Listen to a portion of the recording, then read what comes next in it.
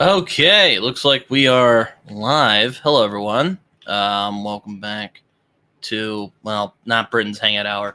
I'm not here with Raf yet. Raf is having some issues with his computer, but his epic fantasy's dead, they say. Well, I guess we're going to have to commemorate the loss. Cheers, everyone.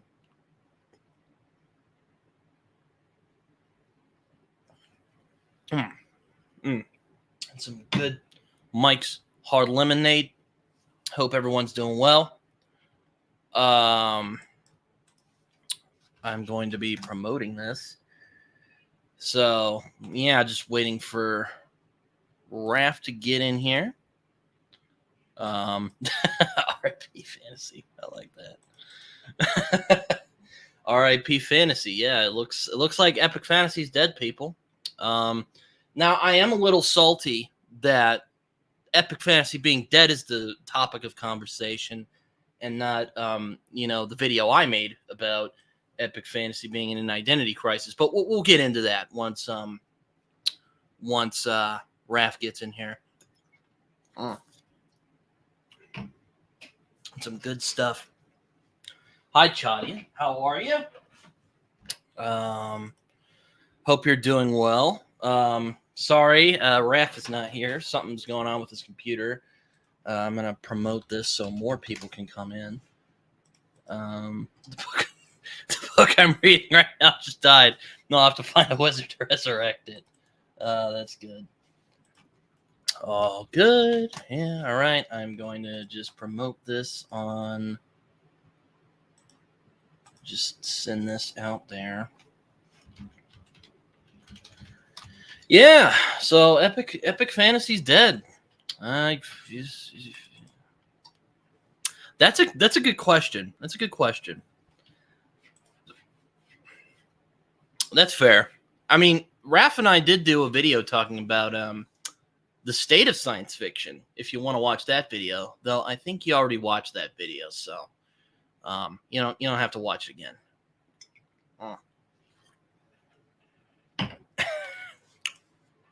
I like that all of I appreciate that all of Raf's fans are in here. But yeah, no. So yeah, there's been a lot of talk about Epic Fantasy being dead, and I guess I'm pulling my best Raf impression, but that's kind of I don't want to say tickling my. You have fans too. Thank you. I appreciate that. I do have fans. I guess. Yeah. I'm admittedly I'm not 100% right now. When you don't take your medication for a few days, you get all jittery. So yeah, I got my Mike's Hard Lemonade here. Sadly, I'm sadly not Raf. I can't just. I'm not German, so I can't just crack open beers. I can't crack open beers and just start chugging away. I appreciate that. I really do. You guys are really great. Yeah.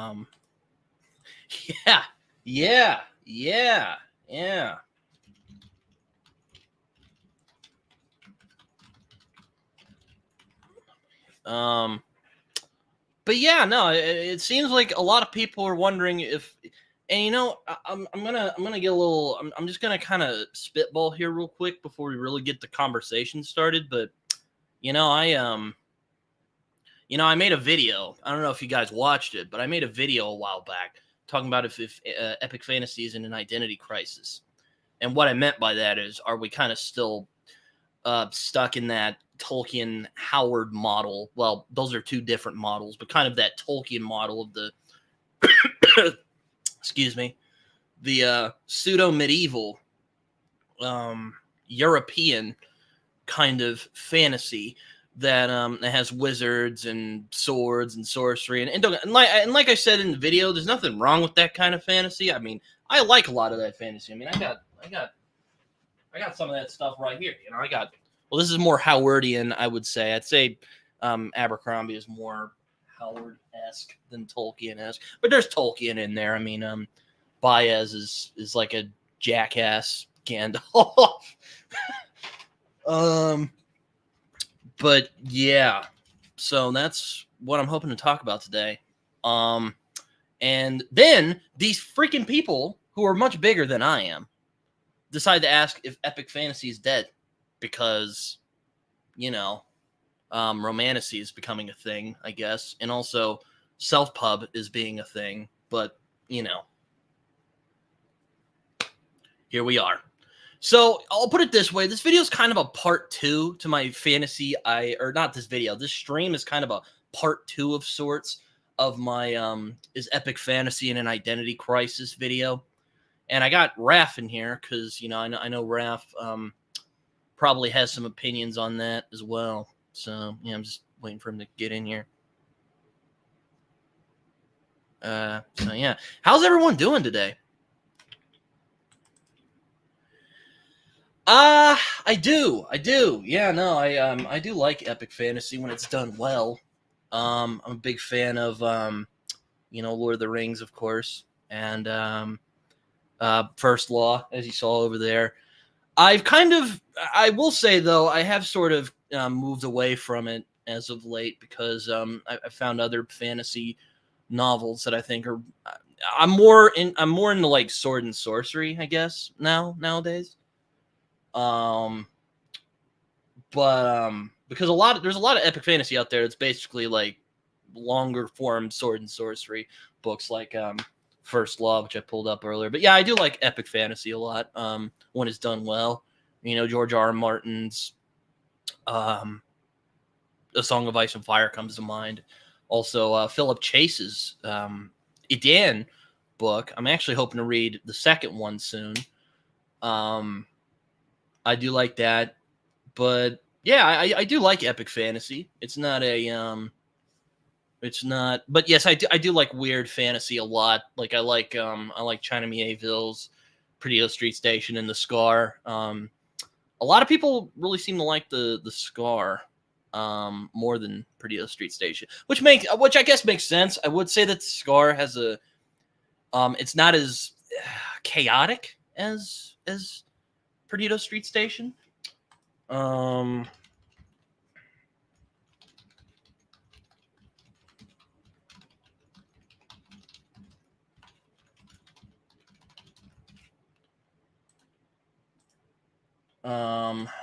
Yeah. Yeah, I would agree with that. I mean, there's a lot of, my God, there's so much. I mean, epic fantasy that's inspired by Norse myth.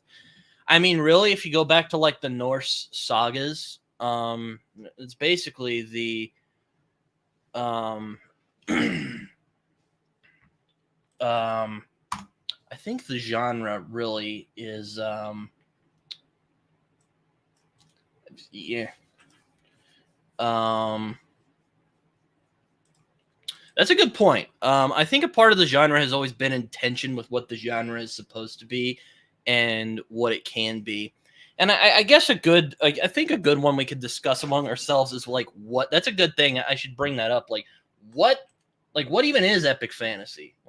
Because it seems from what I've noticed from people who are, you know, talking about it, and I saw the video that Josh did, Red Fury Books. You guys can go check it out, talking about what you know, classic fantasy is, and they couldn't really come up with a single definition that they could agree on, which I thought was really fascinating. It's a great discussion. I'm sure many of you have probably already seen it.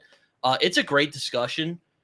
I highly recommend checking it out. Though I was kind of frustrated. I mean, I do want to watch it again before I really make a commentary on it, but I will say right now, I was a little frustrated when they did not bring up the quest narrative as what classic fantasy is.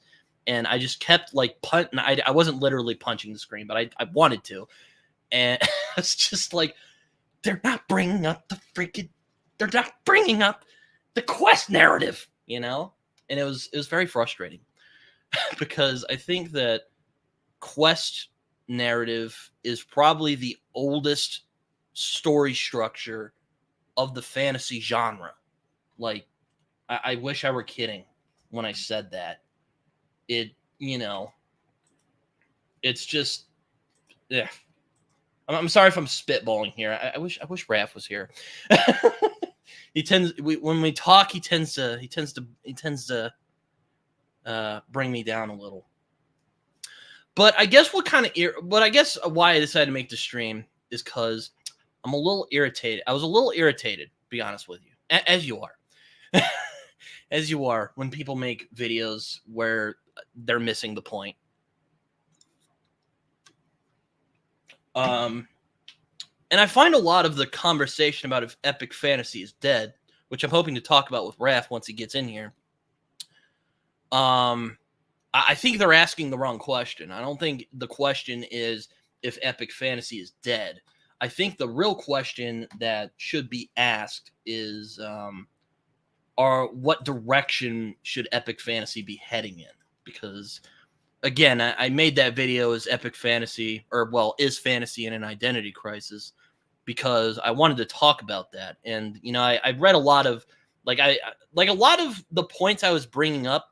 I mean, I wasn't hating on Tolkien as much as Moorcock was, but I was very much echoing some of the points of Epic Pooh, which I don't know if you guys, if you've watched Raf or Liam's channel, or if you're familiar with the fantasy kind of history of the fantasy genre, then you would know that Epic Pooh is kind of Michael Moorcock, kind of hate rant towards Tolkien and his impact on epic fantasy, but also how it seems that everyone is ripping off Tolkien while not really understanding what he's saying.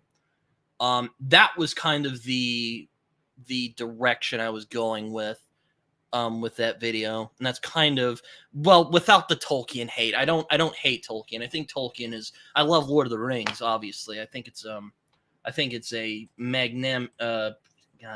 great. It's literally one of the greatest fantasies ever written. I mean, I won't contest that. Oso here says, and we're seeing what's been brewing online in the greater global pop culture for decades, from fanfic to anime to MMOs. Yeah, epic fantasy, its popularity is certainly sparked, and that's definitely one of the things I wanted to talk about today, because fantasy is sort of blown up and really gotten really popular as of late. And it's been getting popular for a while. I mean, I would say it probably started with the Lord of the Rings movies, and then Game of Thrones came out, and everyone was like, "Oh my god!" Yeah, everyone was like, "Oh my god." I haven't read the Silmarillion. I'm a little intimidated by the Silmarillion, to be honest with you. I don't know if I would. And to be honest, a lot of it is just kind of a lot of it, from what I've heard, is just his written down ideas that he just never got around to writing. So it's like, am I gonna appreciate it? I don't know. That's I don't know what you guys think of Tolkien's impact, but I think it's something that should be talked about, because Andrew Meredith put it well enough. He said that he is kind of the shoulders of which we stand on, as when most people think of epic fantasy, as much as us angry fantasy nerds might say it's a bit more complicated than that, they mostly think of Tolkien. So that's kind of, you can't change that. It's probably unfortunate it's unfortunate if you're like Moorcock and just sick of Tolkien. Ron Payne, oh god, says the Silmarillion is worse, way worse. Well, yeah, and then again, isn't a lot of it a lot of it's his written down ideas, they're not really stories, and nothing wrong with that. I read Fire and Blood. That's basically a fictional history book of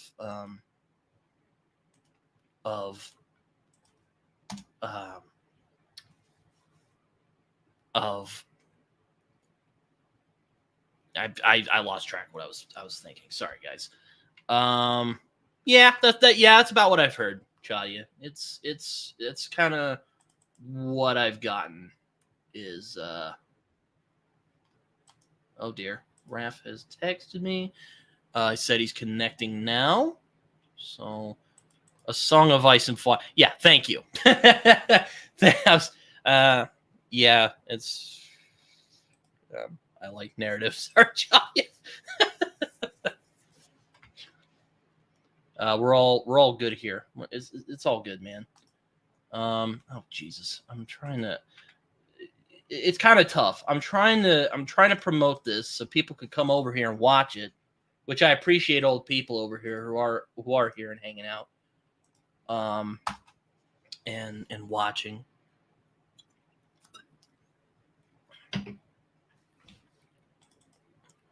Well, yeah, I like world building. I do appreciate good world building when it's done well. I think that world building is a very important part of what fantasy, well, epic fantasy anyway, is. So there you go.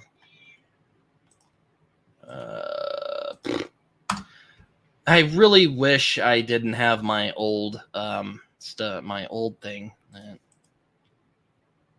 I like history too. Maybe I'll like the Silmarillion if I get around to reading it.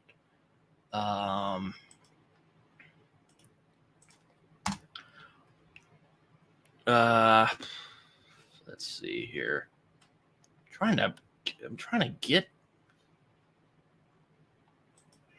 It's kind of stressful, people. Isn't that the Janny Wirtz book, Ida? Isn't that the Janny Wirtz book? I mean, it's kind of, yeah, jeez. Do I even want to get into it? Next year, Ida. It's more like reading the Bible than reading history. Well, Tolkien was Catholic, so I mean that makes sense. That makes sense. And it's not dead. Well, I agree.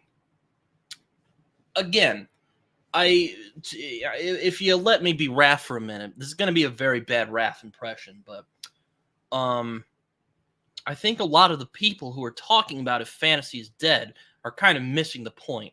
Well, that's the wrong way to put it. I think the people who are saying epic fantasy is dead are asking the wrong question.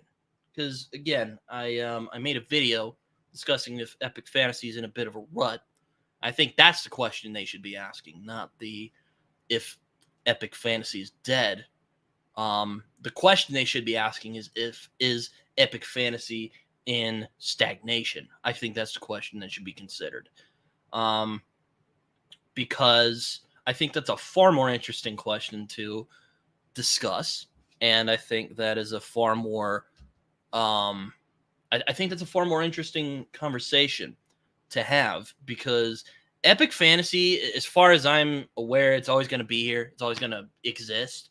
Well, I don't want. Well, actually, I probably shouldn't say that, but I think it's going to exist. I mean, we have self-publishing now, so yeah.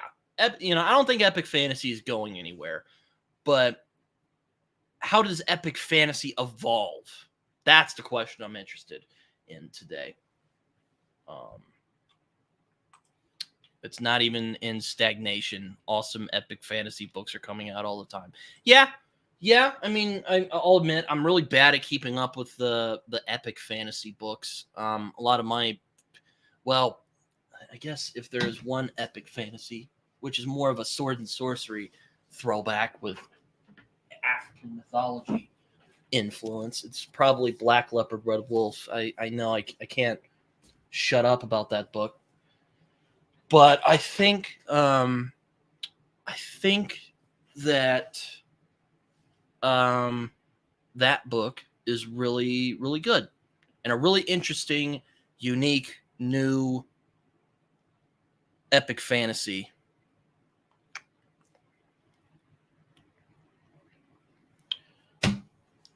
I haven't read Janny Wirtz yet. No, I hear she's very good from many of my friends.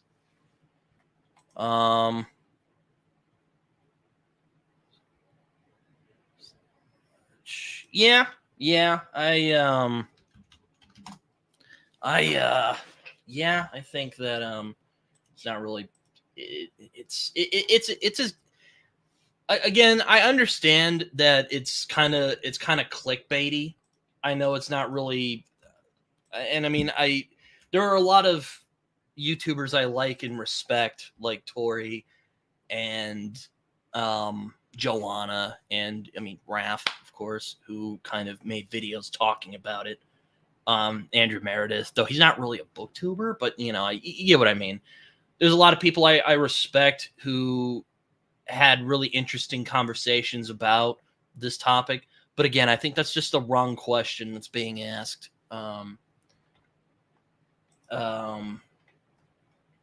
Because it's I think we're kind of in a bit of a crossroads, if you will, because epic fantasy is kind of in this kind of weird spot right now, where I mean, Game of Thrones came out, Song of Ice and Fire came out, and that kind of was sort of, for my money, the kind of final word on the epic fantasy tradition.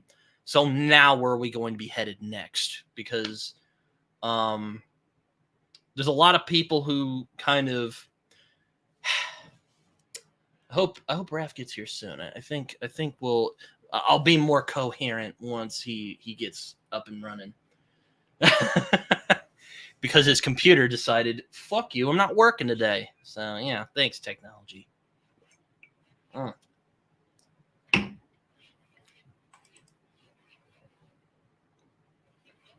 I don't know. I think Brandon Sanderson is thank you, Ida. I appreciate that. I don't know. I think Brandon Sanderson is I don't want to say I'll tread lightly here because I haven't read Brandon Sanderson yet. But I think Brandon Sanderson, at least his approach, is one of the reasons why I made the video about is fantasy in an identity crisis. Because we're kind of stuck in that Tolkien model, or I think we were. My conclusion I made at the end of that video is that I think we're starting to move out of it. We're kind of starting to be like, okay, there's other fantasy ideas and traditions we can pull from. I think we can go from there. And also a lot of it is just me kind of being grouchy that there's certain books that aren't being talked about that should be, like this one right here. I think everyone well, I mean, I don't know if everyone will appreciate it, but I think everyone should go read it if you want. That'll probably put down some thoughts that epic fantasy is dead. Because I can assure you, once you read that book, you'll realize, oh no, maybe not, maybe not. That's a good point. I mean, I think a lot of it is just frustration. Like I've gotten to care a lot about you get to care a lot about A Song of Ice and Fire, and then he doesn't put out a book for almost fucking 10 years, well, even longer than that, almost 15 years at this point. I can understand how that might frustrate some people. It's definitely frustrated me, but I've just kind of divorced myself from that. But I think that A Song of Ice and Fire is a really important touchstone in the history of the genre of epic fantasy, of fantasy in general. And there's also Malazan. I haven't read Malazan yet. I'm sure Raf will bring it up once he gets over here, wherever he's at. He said he was connecting, so I don't know what he's doing. Yeah, I guess Black Leopard Red Wolf. That's the thing about Black Leopard Red Wolf. It's more of a sword and sorcery it's more of a throwback to sword and sorcery than like epic fantasy. It does like it's weird. It's really weird. Because fantasy, this, like with Black Leopard Red Wolf, that book is so fluid with what genre it is. Like it is very much the traditional quest narrative that we know and love in the epic fantasy genre, but it also is very much like sword and sorcery, very down, or at least this book. I haven't read Moonwitch Spider King yet. I'm hoping to do that I'm hoping to do that sometime soon. Malazan is totally not the Tolkien model. Yeah, I've heard that. I know that Erickson has commented on that. Well, I haven't read the second book yet. I heard it is very different, which is good. I mean, it's Soglon. I understand that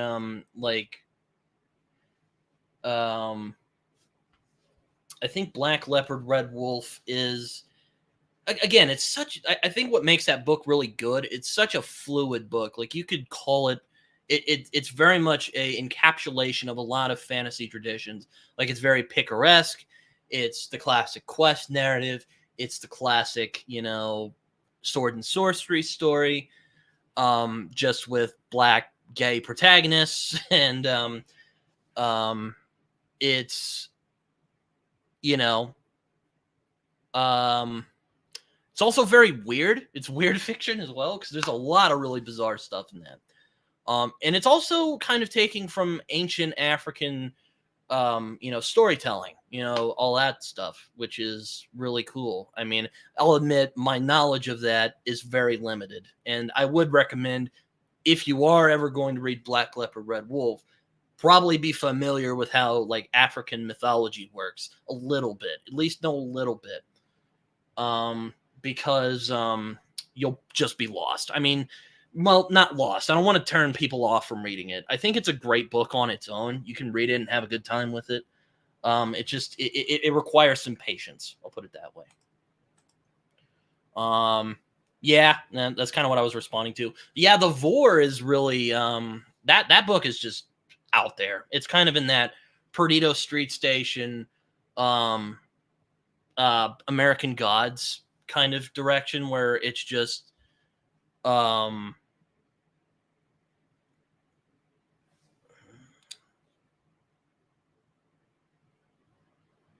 sorry.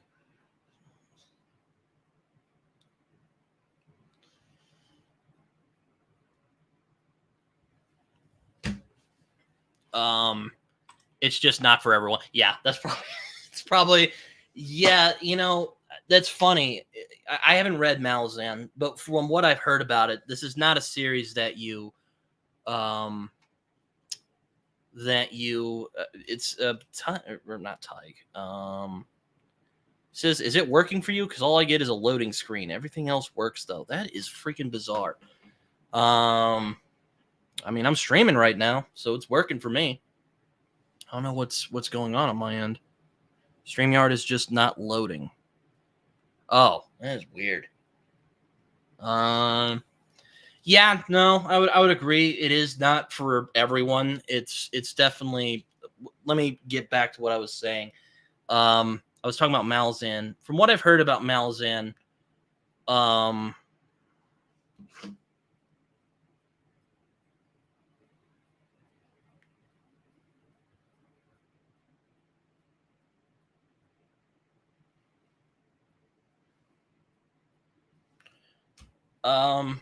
all right, let me back up, because this is kind of getting out of hand.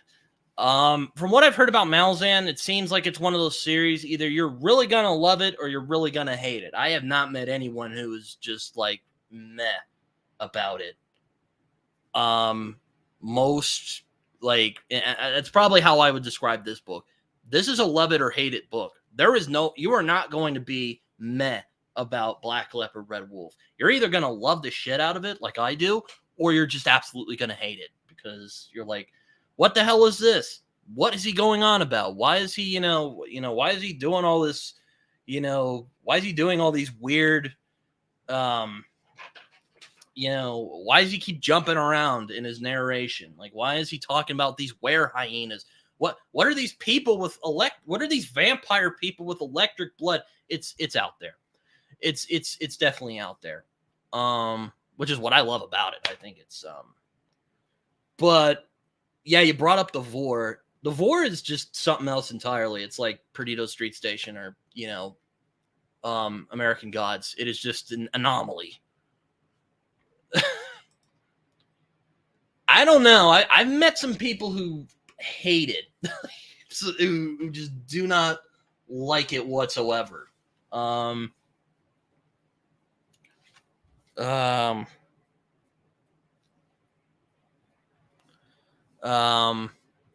met some people who just are pissed off at it and don't want to put in the effort. I haven't read it yet, so do not hate on me. Do not spread on the internet that Britain is hating on Malazan, because that is fake news.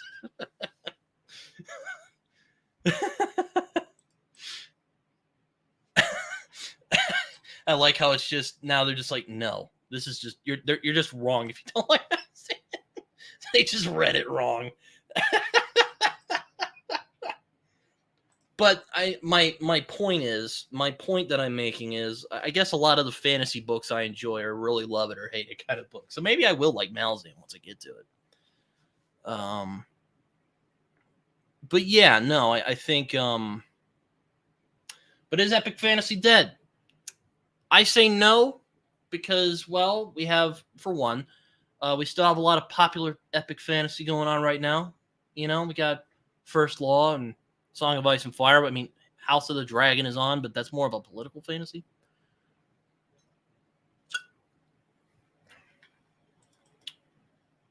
Yeah, I agree. And that's kind of what made me upset. Because, again, I don't think it's the matter of it being dead. I think it's the matter of what the hell are we doing here? Like, where are we at right now as a genre? Well,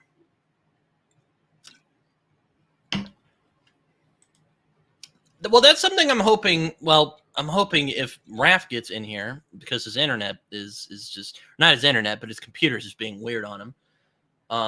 That's one of the things I hope to talk about with him is what is the definition of epic? I guess when I think of epic fantasy, I think of like I think of it as very archetypal. You know, it's very much about good and evil. It's very much based on like mythological, or as I like to call it, mythological storytelling. So basically, or very timeless, archetypal.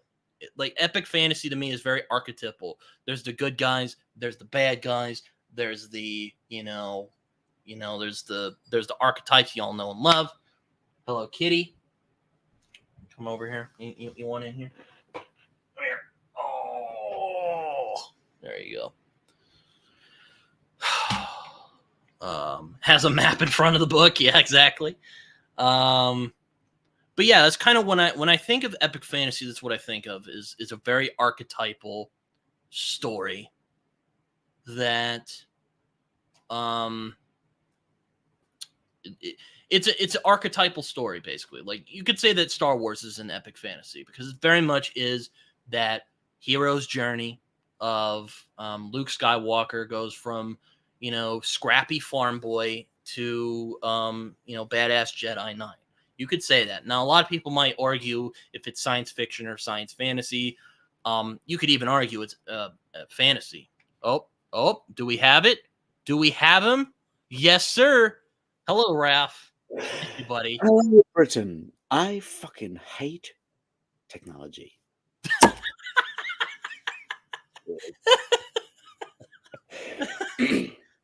Love you, buddy.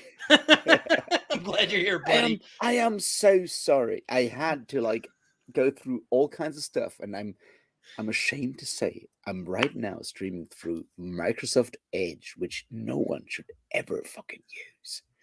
But apparently it's the one thing that actually does work, so I don't know, man.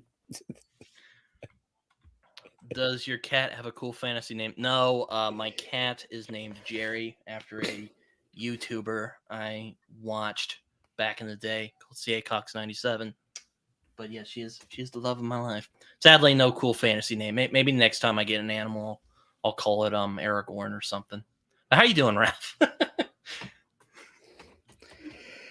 Yeah, once again, I'm so sorry. It took forever, and it's technology sucks.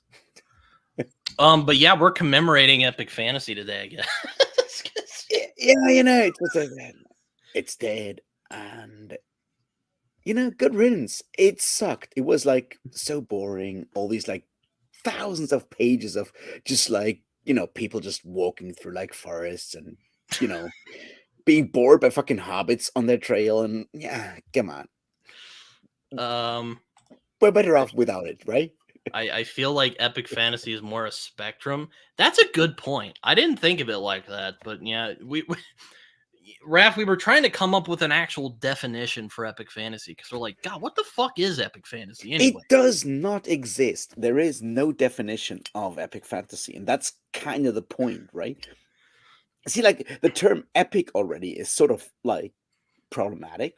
Not problematic, but like undefined, because like epic is one specific form of poetry in like ancient Greece, right? You have like epic poetry. It's like your Homer, your well, maybe Hesiod, but if almost not, and then you're like Virgil for like an Aeneid and stuff like that. That's a very specific version of poetry, and obviously not even Lord of the Rings, despite all the poems and songs and stuff, is epic poetry. I mean, maybe your Beowulf is still epic poetry, but like it's genre of poetry, and then we kind of transfer it to um prose fiction, and that's kind of the first step where it kind of gets muddied, because it turns into like we take the stuff that we know from epic poetry, which is like dudes with swords and armor fighting dragons and you know killing each other in front of the walls of Troy for like 10 years and shit like that, and we take those things that are not necessarily part of epic poetry, but we assume that those are the epic parts and the rest is just poetry, and we just like transfer that to like prose and turn it into like, yeah, it's dudes with swords doing sword stuff, and that's like the first weird thing. And then at some point epic becomes just like huge size, right?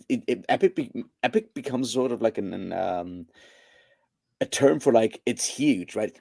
You have like 10,000 people killing 10,000 people. That's an epic scale battle. If it's like two dudes killing each other, it's just like a duel, and that's all these like weird bits that kind of make epic fantasy so weird. Because is epic fantasy because it's like thousands of people killing each other on like 10 pages, or is it five guys killing each other on thousands of pages? And kind of switches from like a very specific sort of like part of poetry into something that is just about size. And that's like the first thing that so fucking annoys me about epic fantasy. It's like, oh, it's got to be like 10 books, it's got to be like 15 books, they have to be 1,000 pages each, there have to be thousands of people murdering each other in like gruesome ways, because otherwise it's not epic fantasy. It's like,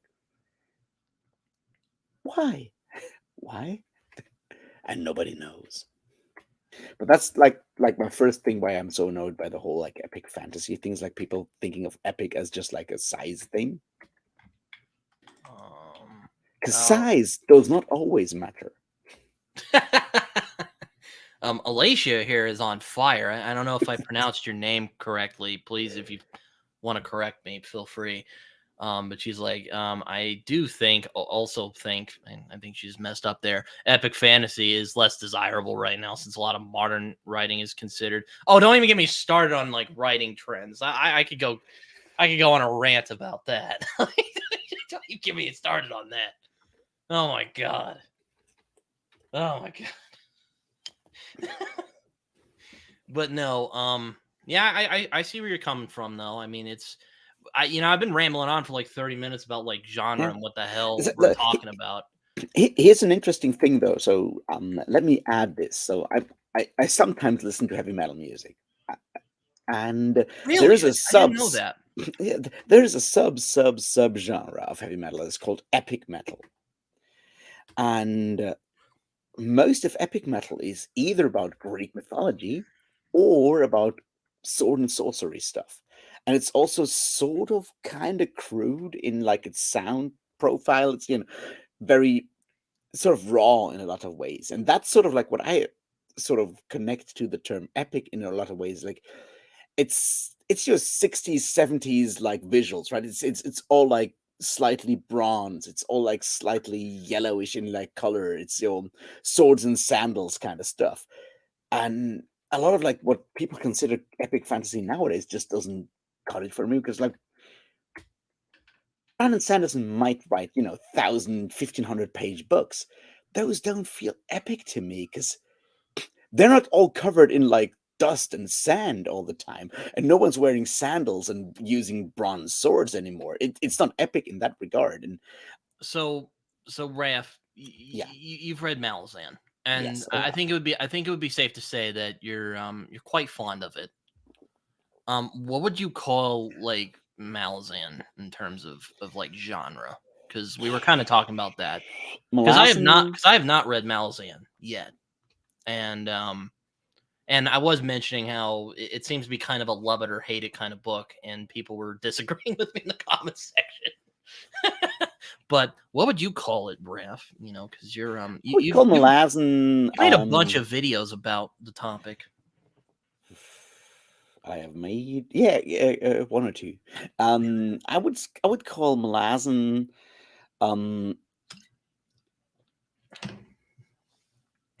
I just call it fantasy. There are elements of the epic in there, definitely, because it does harken back to like a more like Bronze Age, early Iron Age, like Greek, Latin, like Roman Empire style stuff in one way. There's elements of high fantasy, which means like huge, like fireworks of magic and shit like that. There's obviously like a military element in there. Those are just like sort of these weird like additional tags, I think, that make it so difficult to categorize anything. I just call it like yeah, big fucking books with swords, What about prose poetry? That's I don't know. I forget what you're referring to. Oh, so if you could clarify, but what do you? I think maybe he's talking about epic. What we're talking about, the epic, because you're right. When we refer to epic, really what we're going back to is that.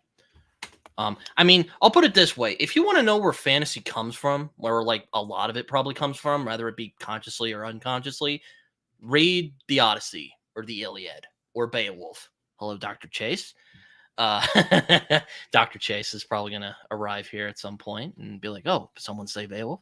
Epic of Gilgamesh, Paradise Lost. That's, or, yeah, but that's epic poetry, and it's partly, that's where a lot of fantasy comes from, is my point. Yeah, it takes elements from like those things, and I think way more the Odyssey than like the Iliad. Because the Odyssey is basically at its core, it's an adventure story, right? It's like I mean, that's what I would say. Epic fantasy Ulysses is and really. gang go a pirating in the Mediterranean, get lost, and then shit happens. Did you we were also talking about classic fantasy, whatever the hell that means. And we mentioned, did you watch Josh's video where he had Philip and AP and the library later on? Did you watch that video? No, I have not watched that. I will also never ever watch anything that the library ladder is on. Oh yeah, that's right. God, who aren't you? Until that person retracts its statements on Flashback by Dan Simmons, because that is willfully wrong. No, but I'm trying not to start flame wars here. we're not doing a good job here. But no. No. Okay, so let me put it this way. Now I forgot what no, hold on. What my point was. They didn't bring up in that conversation about the quest narrative. And it kind of annoyed me. Because as far as I'm aware, if you want an epic fantasy story, the quest narrative is probably the oldest fucking story structure of the fantasy genre. Well, any kind of genre, really. I mean, Don Quixote, for God's sake, is a quest narrative. Yeah, well, Don Quixote is a lot of weird things. I think like the main issue there is that like the one thing that I kind of object to when people go like, "Oh, mythology is just like fantasy." I'm like, that's not true, because mythology. I was about to say, well, It's No, complicated. because like there's a difference between doing what mythology does, which is explaining how the Hello, world Joe. works in like an etiological sense. And fantasy doesn't necessarily do that. Like Tolkien talks about like trying to create a mythology for England, but there's several layers of qualification in there, right? Where the main thing about fantasy, the way I see it, is it's literature. It tries to be entertaining. It's entertainment in a way that like mythology is not necessarily. Like Homer's version of the Iliad of the Odyssey is entertainment, but that's just like one version. We have to imagine that like all these stories have been floating around in all kinds of other ways. So that specific version is, yeah, it's Homer's myth retelling basically. It's like Song of Achilles, just 2,500, 2,800 years older, but it's the same kind of thing. It's retelling a larger story, and that's something I guess we often forget, because on the other hand we have like all these like Greek, like Sophocles and Aeschylus and the other one that I always keep forgetting the name, but you have like the different tragedy writers in classic Athens, right? And they take the same sort of stories and they do like different versions and retellings, and those individual retellings are, you can call fiction in that sense. You call them entertainment. You can kind of compare them to contemporary like stories, but the underlying tale, the idea of a bunch of Greek dudes going to like Asia Minor and hanging out in front of a city for like 10 years and being massive dickheads, that's not a story. That's more like a history, or like something that is remembered. And that kind of thing kind of gets lost, I feel, when we call that the Iliad like, or mythology, when we call mythology fiction, or when we compare mythology to fantasy, because there's a difference between like individual versions of a tale and that's sort of like a general like memory or remembrance of a specific sort of like story, I guess. Does that make sense? Yeah. That makes sense. I mean, I guess.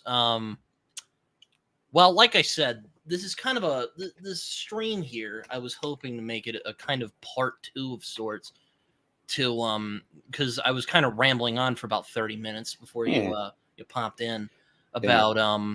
about Black Leopard Red Wolf and epic fantasy and what the hell that even means. And we also talked about epic poo a little bit, because I'll admit epic poo kind of inspired my epic fantasies in an identity crisis video. Epic Poo Even is a fantastic essay. I but I very thought much we'd talk agree. a little bit about epic poo while we're here. I very much agree with Michael Moorcock on a lot of levels there.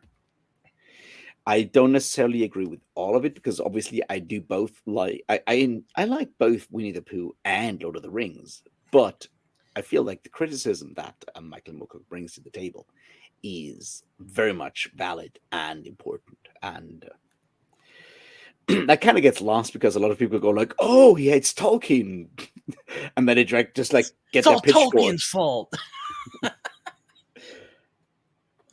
That's another stream for another time, unfortunately. But like, I feel like He's describing Malazan as epic sword and sorcery. That's but interesting. that's the thing is like, for me, sword and sorcery, especially like the Robert E. Howard style of sword and sorcery, has always been epic fantasy in my mind. Like the Well, Conan I stories think are epic sword and fantasy. sorcery is kind of smaller scale, though. You could disagree with me. You could say I'm wrong.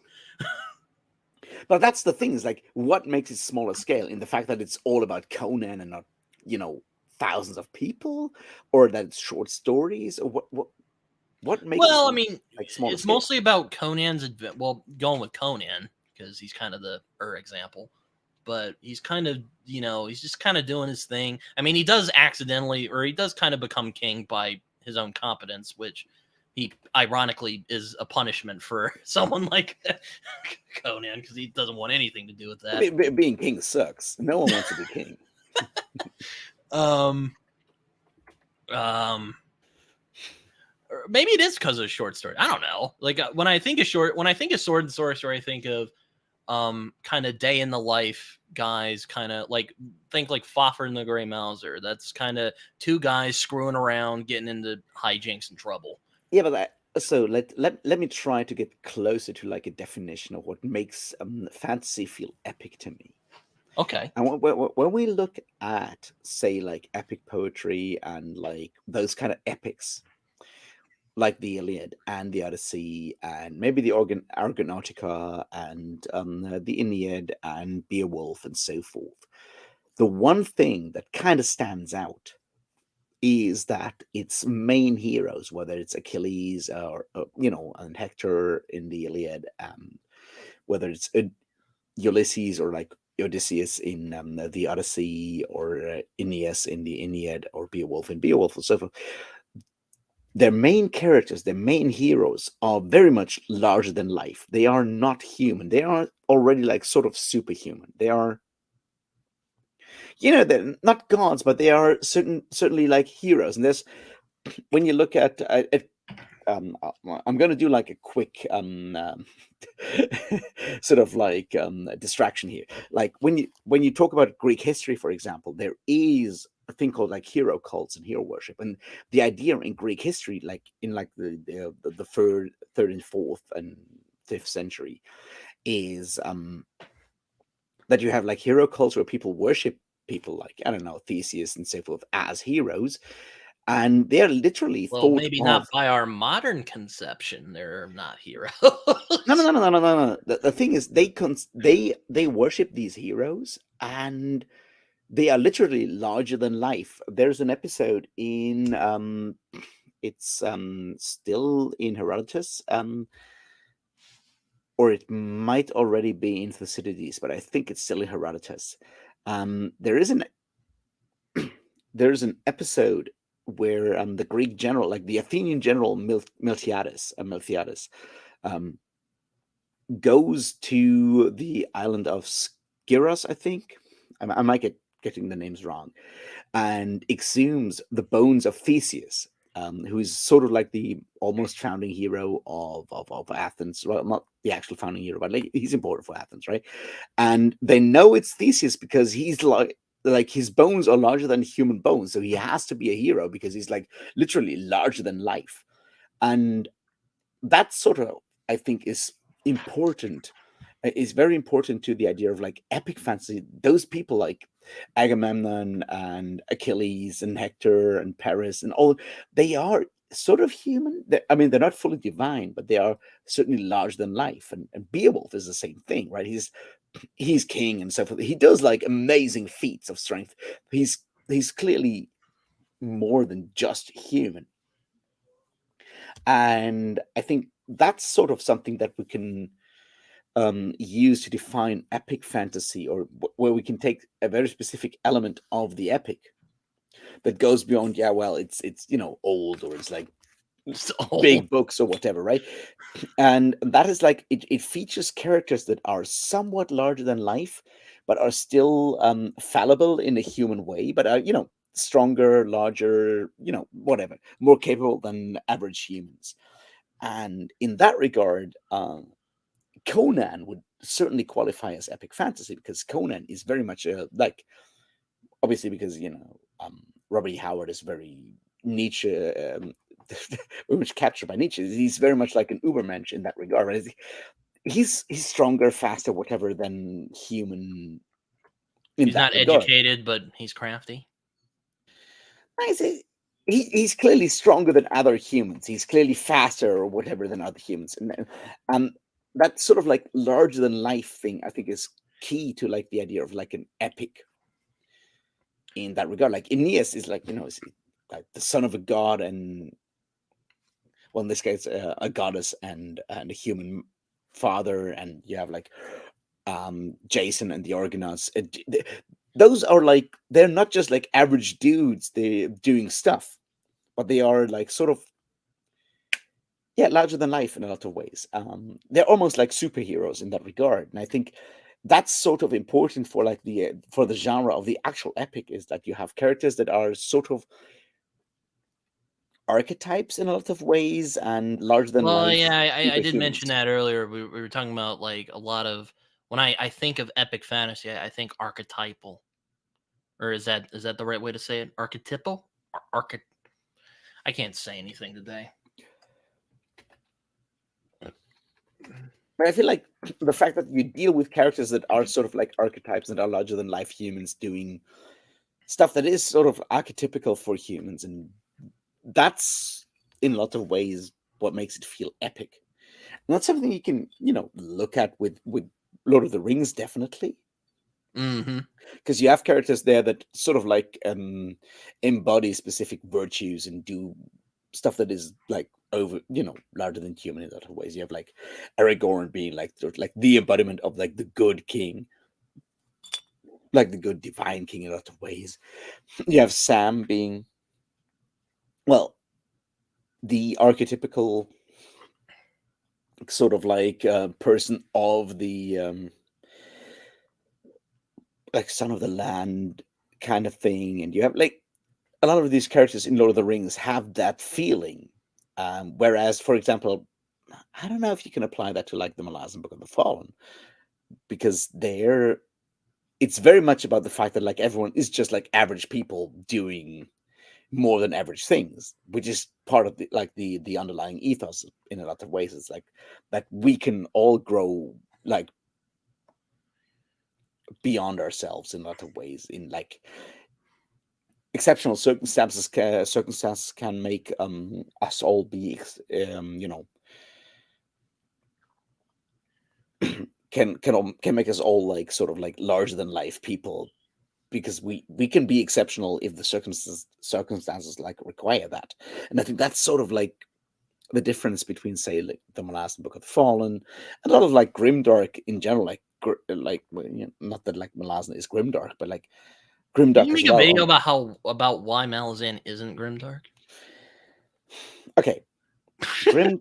The Malazan Book of the Fallen is not grimdark because grimdark is a very cynical look at the world. Grimdark is about the fact that like everything's fucked, and no matter how good your intentions, you'll still fail because the world is bad. And might is right, and whoever is the most cunning, brutal, and safe will win, and morals don't matter. Which is a very cynical and fatalistic view at the world. The Malazan Book of the Fallen does not have that. The Malazan Book of the Fallen does, at its core, believe that being compassionate and having empathy and doing the right thing, the morally right thing, will actually, well, it will cost and will absolutely, fuck you up in a lot of ways, but you still succeed at doing the right thing. And that's something that you don't see with like Joe Abercrombie and people like that. Yeah, I So mean, there's a difference. yeah, I don't want to jump into the grimdark rabbit hole. To be honest with you, trying to.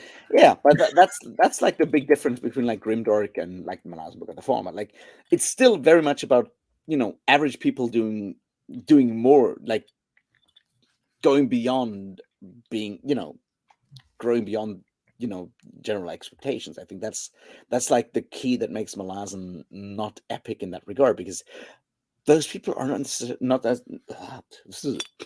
necessarily archetypes in the way that, say, like Aragorn and Frodo and Sam can be seen as, and the way that an Aeneas and Ulysses and or Odysseus and Achilles and Agamemnon and so forth can be seen. And I think that's a key difference. I'm not sure if like stuff like Brandon Sanderson counts for that, because I've only read Mistborn. But Sanderson does definitely sort of like reduce his characters to like archetypes in an unfortunate way. Elisha here is on fire today, and do not apologize. These comments have been really good. But yeah, I mean, I guess why I wanted to make this stream is because a lot of this epic fantasy is dying crap. Kind of, I'll admit, I was a little salty. I'll admit, I was a little salty that that like right after I make my video about epic fan, or not epic fantasy, but fantasy being in an identity crisis, um, they decided to talk about his epic fantasy dying. And I got mad because I'm like, I went full Raf for a minute. I got pretty pissed off. I'm like, they're missing the freaking point. But, here we are. I think, like I said, I think they're asking the wrong question. I don't think it's necessarily epic fantasy is dying, because like there's still a crap load of epic fantasy. I mean, my God, we got Brandon Sanderson and George R. R. Martin are some of the most popular writers. Well, I'd probably say George R. R. Martin's more of a popular writer. Well, I won't go into that. I think. But I think like there's the main issue is that like the discourse is super mixed up, right? So on the one hand, you have the argument that publishers are no longer signing new authors for like big series, which is probably true. But that's a different thing from like epic fantasy is dying, because obviously there's a new Brandon Sanderson coming out, there's a new John Gwynne coming out this year, there is a new what's his name, Ted Williams coming out this year. There's a shitload of epic fantasy by established authors coming out, and that's a different argument, right? You can talk about the idea that or like the fact that big publishers, mainstream publishers, are not investing or not speculating or not gambling on the fact that like whatever they're signing next will be, a successful 10-book series. But I don't know if they've ever done that in a lot of ways. So that's like the first thing. Is like epic fantasy is not dying. Obviously, like the established authors will still get like their shit published. Exactly. Yeah. Yeah. That's like the first thing that you need to sort of like split up. We're getting stuff like, again, Black Leopard, Red Wolf. I don't know what the hell to call it, but I mean, it definitely is in that epic tradition in some ways. I feel like the main things like I know you haven't read it yet, so I won't say much. I haven't read it yet, but I've read like Marlon James' other like his. I think you'll get a lot out of it, Raf, once you eventually get to it. I mean, you liked Brief History of Seven Killings, so I think you'll like it at least. I'm just waiting for the third one to be actually announced so I can read all three in like one go, because I don't want to wait for the last one. I've read Marlon James' 3 other novels. I read Brief History of Seven Killings. I've read John Crow's Devil, and I've read Book of Night Women. So I know I'm gonna love it. It's more like I'm gonna wait, because I prefer to read like series in like one go. That's fair. I mean, so yeah, that's why I'm waiting. Like I said, I'm trying to be kind of vague here, because I don't want to spoil anything for you. But I mean, we didn't when I was just by myself. But anyway. I don't think it's that epic fantasy is dying. It's that I mentioned it in my. I mean, your comments were in the video because I asked you about it, because I'm like, do you think epic fantasy is an identity crisis? And you were kind of like, you gave a great answer. But I guess my point I was trying to make, kind of like, again, I was a bit inspired by Epic Pooh's idea that we are kind of stuck with Tolkien's influence, rather consciously or subconsciously. Though there are some people like Steven Erikson, China Mieville, Neil Gaiman to some extent, though he really likes Tolkien. So, I mean, I don't know. I mean, there are people who definitely aren't touched by Tolkien, or, M. John Harrison. I haven't read Veraconium yet, but I've heard it's very good. So, I don't know. Like there's a difference, there's a difference that we need to make clear. Is like there's a difference between like traditional fantasy or classic fantasy and epic fantasy, because there's people for whom like Lord of the Rings would not count as epic fantasy, because it's only 3 books and they're rather short, right? Is that epic fantasy? I don't know. That is kind of hilarious how people talk about how, like, in the one that kind of started it all, for lack of a better word, is 3 books. And those 3 books together are not are like shorter than like one Brandon Sanderson novel, like one Stormlight Archive novel. See, just to be clear, it's like, or Michael Moorcock as well. The Michael Moorcock, he's interesting. He's an interesting dude. And Moorcock doesn't. I think like Moorcock is not necessarily epic fantasy, but like obviously, not really. No, he's more like sword and sorcery. But that's the thing. Is like as I said, like Conan for me does count as epic fantasy because Conan is clearly like an archetype. He's very much an archetype. He's larger than life. He does stuff that no one else in Conan's world can do. He's very much like an archetype in that regard. He feels way more epic to me than, I don't know, some more contemporary stuff that is considered epic fantasy. Also, he wears sandals and a loincloth and probably has a bronze sword at some point. He's way more epic than anyone else in that regard. I mean, he does become a king. So I mean, there you go. He does. So does No, he Cole. hates it. No, he hates it. He gets bored quickly. No, but I think that, and I'm not trying to hate on Tolkien here. I'm not like Michael Moorcock, who's just, well, what's frustrating about these kind of conversations, Raf? It's often frustrating because Mhm. like because again, the definitions are very fluid when it comes to these subgenres of fantasy, like sword and sorcery, Yeah. or epic fantasy, or high fantasy, as Elisha brought up here in the comments here. And traditional fantasy, again, it's a very or like weird fantasy, like it's a very fluid genre where you can't, like, it's hard to pin it down. Like Elisha is like Elisha, however you pronounce your name. I'm sorry if I fuck it up. You're very right in when you talk about like romantasy. I think a lot of these things are much more like a psychological thing within the fantasy reading genre, like within like the audience. Um, there's a larger thing going on where a lot of the times we talk about fantasy because fantasy and science fiction is seen as sort of lesser than say literary fiction or whatever. We have this like sort of like internalized inferiority feeling, and unfortunately the way we kind of deal with that is like trying to make sure that like the one part of the larger pie of genre fiction that we like is obviously superior to everything else, which is like where the adult sometimes epic fantasy people go like, yeah, well, but I'm reading Malaz and Robin Hobb and Jenny Wirtz, and they're obviously much better than like Brandon Sanderson.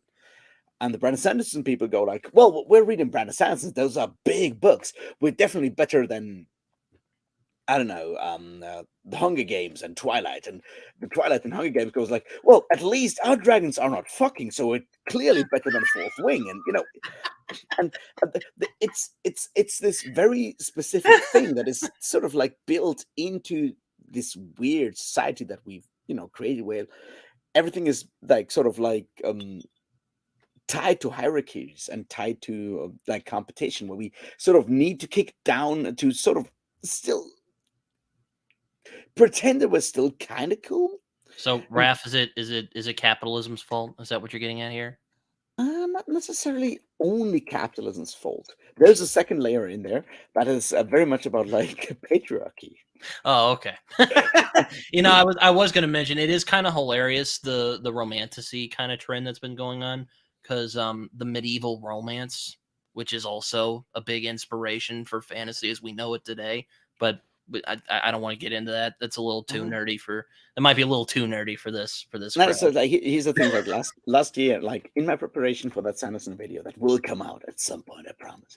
I did read a lot of like fandom studies stuff, and there's an interesting thing, which is that in like say the 80s, like the general like archetype of the nerd is has always been sort of like characterized as sort of like less than fully masculine, right? It's always been sort of emasculated, right? You have like your jocks, you're like physically strong dudes doing like sports, do like fully masculine shit, right? And nerds have always been sort of like, obviously often depicted with like, having glasses and being physically unfit and so forth. And that leads to the idea that like dudes still like being sort of stuck in the idea of patriarchy, trying to find other ways to sort of establish their masculinity, because obviously they can't go like arm wrestling with all the jocks from like the football team or whatever. You're right. We got big brain.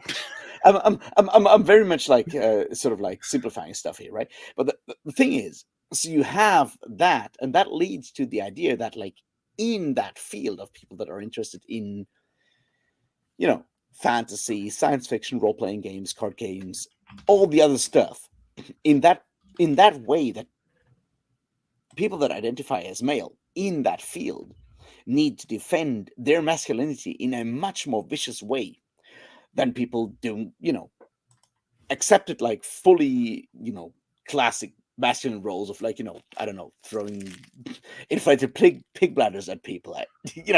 What people in sports do. I don't know what they're doing, but you know what I mean. And that leads to like a very specific, very vicious form of sexism and misogyny within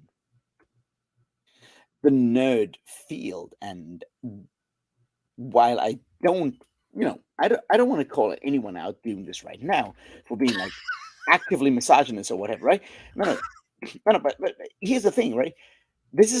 We're part of a culture, right? We're sort of like, we're taking on all these like, practices and so forth from like the people that came before us and so forth.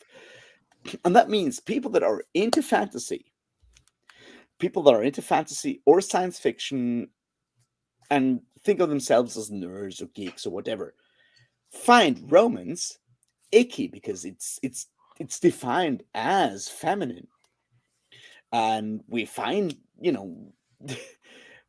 probably cringe at sex scenes because we're dudes, and dudes, at least men, are obviously always embarrassed by anything sexual in written language, because while we might, watch porn all the time, we'll definitely never ever read a written sex scene because it's cringy, isn't it? And and that kind of goes over to like the whole way that people in the epic fantasy is dead and romances are killed it kind of field goes. Like, I'm not necessarily just talking about the Fourth Wing. I have not read it. I have no opinions on it. But like the larger thing, the larger point I think stands, right, is like that I don't people think you are would like it, Raf. afraid of what? I don't think you would like it, Raf, if you read Fourth Wing. Yeah, that's one of the reasons why I'm not reading it, because I don't need to read a book just to be mad about it or whatever. It's like, it's not written for me. I'm fine with that, right?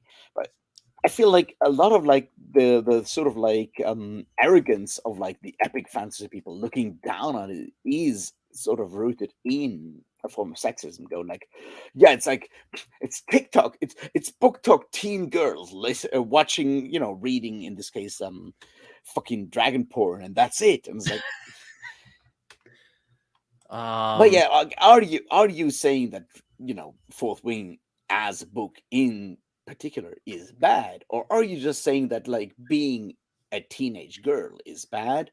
Are you saying being interested in a romance plot is bad, or what? And those things kind of get lost because it's all about just like the ridiculousness of, the Fourth Wing criticism, and then I'm sure you can find a lot of stuff that, is easy to just like pull up in that regard. to answer this question real quick, I think like John Milton did it, so I mean I think you could do it. I don't know. Moving on here. I reckon smaller scale equals smaller stakes, at least from a more writing perspective, like the difference between a village or city getting destroyed or entire. Yeah, that's true. I mean, like I said, when I think of like sword and sorcery, I think of like, Conan or Fafhrd and the Grey Mouser just kind of doing stuff and kind of goofing off. Well, not goofing off. Fafhrd and the Grey Mouser more goof off than Conan does. Conan just kind of does things. But let's see. I no, I did not. Hold on. I'm just saying. It's sort of a weird thing that happens. I'll bring up something, and then someone will bring up something that's kind of similar to that, and I just get kind of. I'm not blaming Tori, so don't tell Tori I'm hating on her. I've nothing but love for Tori's channel. Just to be clear, there might be dragon porn within the Malazan Book of the Fallen. Don't ever tell the epic fantasy fans. Stop reading it. No, well, my thing, like, my point was a little different. It's more like, kind of, are we kind of stuck in that Tolkien pseudo medieval kind of epic fantasy tradition, or is it just Howard to another extent? Though their styles are very different, of course. There's another part, and I think this is super interesting. That's something I learned last year when I read like a lot of like fandom studies stuff. Is like a lot of fan work, like writing fan fiction and so forth, is done by marginalized groups. And yes, I saw your comment also, and I think I agree with all of what you said. I just brought up this specific one because of the romanticy one, but like a lot of like fan labor is done by marginalized groups because they take stuff they find interesting and try to put themselves into that. And it's like you have like, which is why you have like a lot of queer fan fiction, for example, because most media is very straight, and you have a lot of POC fan fiction because most media is white and so forth. So on the one hand, you have that. The other part is, of course, that because we live in under capitalism, the thing we're having is what Adorno would call the culture industry, which means you need to extract as much money out of the people, get as much money as you can from producing media, which means you need to sort of slowly move your fandom towards the group that can pay the most. And because of racism and sexism and so forth, the group that is still has the most money is white dudes in, I don't know, their mid-20s and older, which means that like media corporations are slowly moving fan work and stuff like that over towards that specific audience, and abandoning certain aspects of like fan labor and of fan fiction and so forth, and trying to discredit that and any form of like actually popular stuff that comes out of fan fiction that reeks of those not white dudes, like white middle class dudes, I guess, is the main point here. Is sort of disparaged both by the people that have been told by Yeah, the culture industry forever that they're like the kings, and like by the industry, because you know what I mean.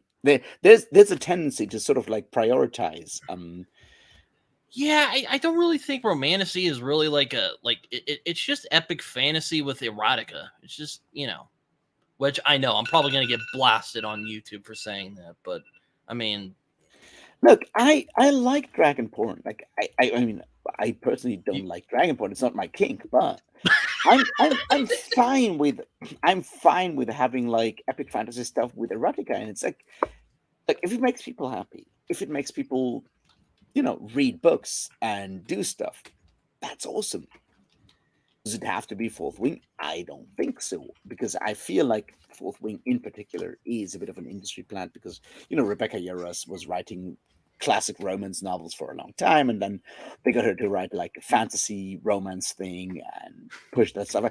It feels very much like it's already planned by the culture industry. So I'm skeptical about Fourth Wing in particular. But the idea of having romantasy be a big thing, I am fine with that, because I feel like fiction is a fantastic thing. We should have more fiction, and we should like cater to everyone, we not need just we like need better the people that woman-led can afford like epic fantasy. merchandise. Hmm? Which we need better like woman-led epic fantasy. That I know that's rich coming from a white straight guy, but I'm just saying. I like challenging myself. If you didn't notice that already from what I read. Like, but that's the thing. There is all kinds of fascinating, weird, what probably would call go as epic fantasy. For example, there's the it's called the Broken Heavens trilogy by Cameron Hurley, who is I think like her best work is definitely the Light Brigade, but like the Mirror Empire, and the two other books in that trilogy are very much epic fantasy, and they're unique in a lot of ways. They have like they have a female main character. They do weird shit. They're set in like a world that is full of like in a more in a non European setting. They have like incredibly Agreed. weird and unique like monsters and all kinds of like weird plant life and shit going on. It's fantastic, but no one talks about that because Yeah. Yeah, I don't disagree with that. I well, I mean, romantasy is kind of a marketing. I do agree. I am more on I am more on who said that?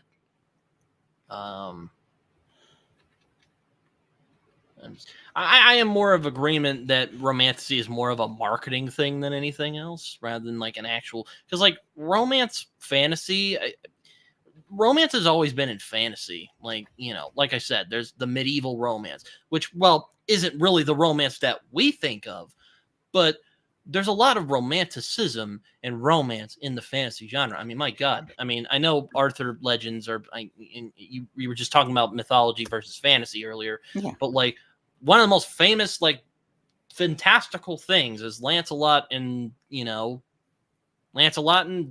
getting together. I mean, it's a part of the genre. It's always been there. Though I will not comment on Lancelot and Guinevere, Right. but Oh, I thought I said something wrong. Raph was like, "Ah, no, shit." I have views on that. Like, but here's another thing, and I think this is important, because when I make just like jokes about like calling Fourth Wing dragon porn, I think we're missing something there, which is romantasy is about romance, and a lot of epic fantasy being targeted at a male audience is not about romance. It's not about emotions. Like the only emotion, because it is very masculine in a lot of ways. It's written right. It's like you can get revenge, you can suffer and shit like that. Like, but like characters being like in love and romantic and shit like that, that doesn't work because the target audience is not allowed you know positive emotions in that regard. It's like you're allowed to be like angry and you're allowed to you're allowed to be like to bask in your victory, which is still like a negative emotion because it's still like I you're have putting yourself triumphed over above the other the enemy. person. But like yeah that's the point. Is like, hear the lamentation of their women and so forth. That's the thing. But like the idea of like a cooperative emotion is something that is very much denied a male coded audience in that regard. It's like you're supposed to sort of like always be competing and so forth, right? Um, and romantasy or like any form of romance is about like is a cooperative kind of thing. It's like you have two characters or three characters, so like you have multiple characters working together to be happy together, and that's not something that is in there in that's in like the very specific epic fantasy masculine lexicon, I think, and that's a problem. And I don't know how to switch that, how to get beyond that, because it requires readers to sort of understand that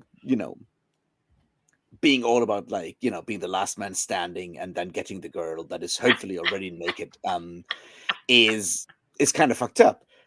But that's something that's on the reader, because clearly the books are there, like the media is already there. We can read books about that stuff, but we don't and that's on us.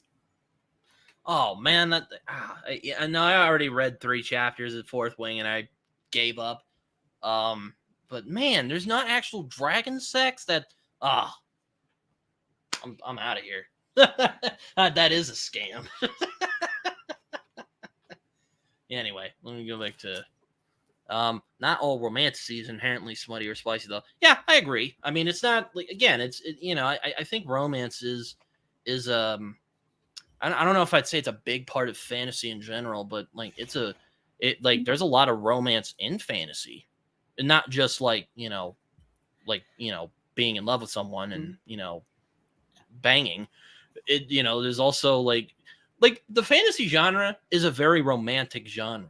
Because, like, why do you read fantasy? Because you want to see all this cool stuff, and, you know, you want to be in another world.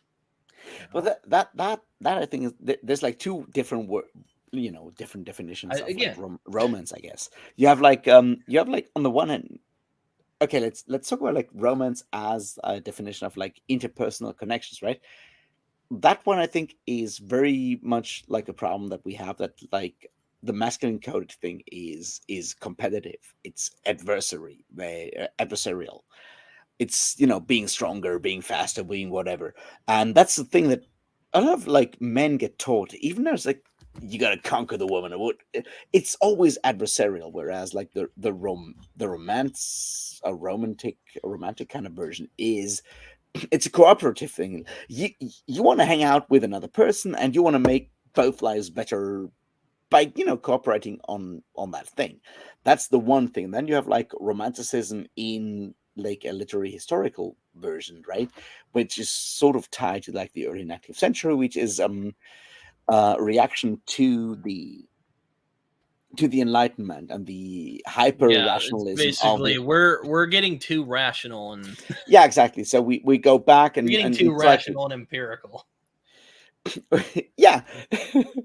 which is something I understand. I just get drunk and don't start writing Wagner operas, which is complicated, and I'm too lazy to do Yeah, but, you know, it's I mean, yeah, I don't think my issue with the whole epic fantasy is dead slash dying is, again, I think they're asking the wrong question. I've been saying this, and I bet a lot of people are probably thinking, and hell, it is probably just me being in my own head, because, you know, Raf, that's why I like your channel, because it's nice to know I'm not alone in being in my head and, you know, being by myself a lot of the time. Because I notice from your videos, and I do it because I do it in my videos, that you probably spend a lot of time by yourself thinking about this stuff. Yeah, I do sometimes.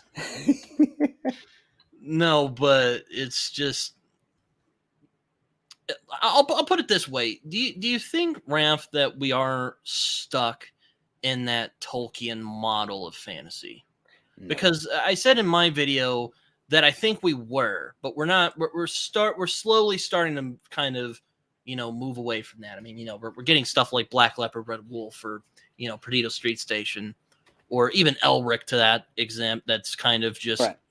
or the Dark Tower, which is its own batshit insane thing. Which I know you're not a big Stephen King fan, but I still count the Dark Tower. But I I think think The Gunslinger is the best thing that Stephen King ever wrote. that is an interesting take. But I don't want to get into the Stephen King talk. We're talking about epic fantasy here.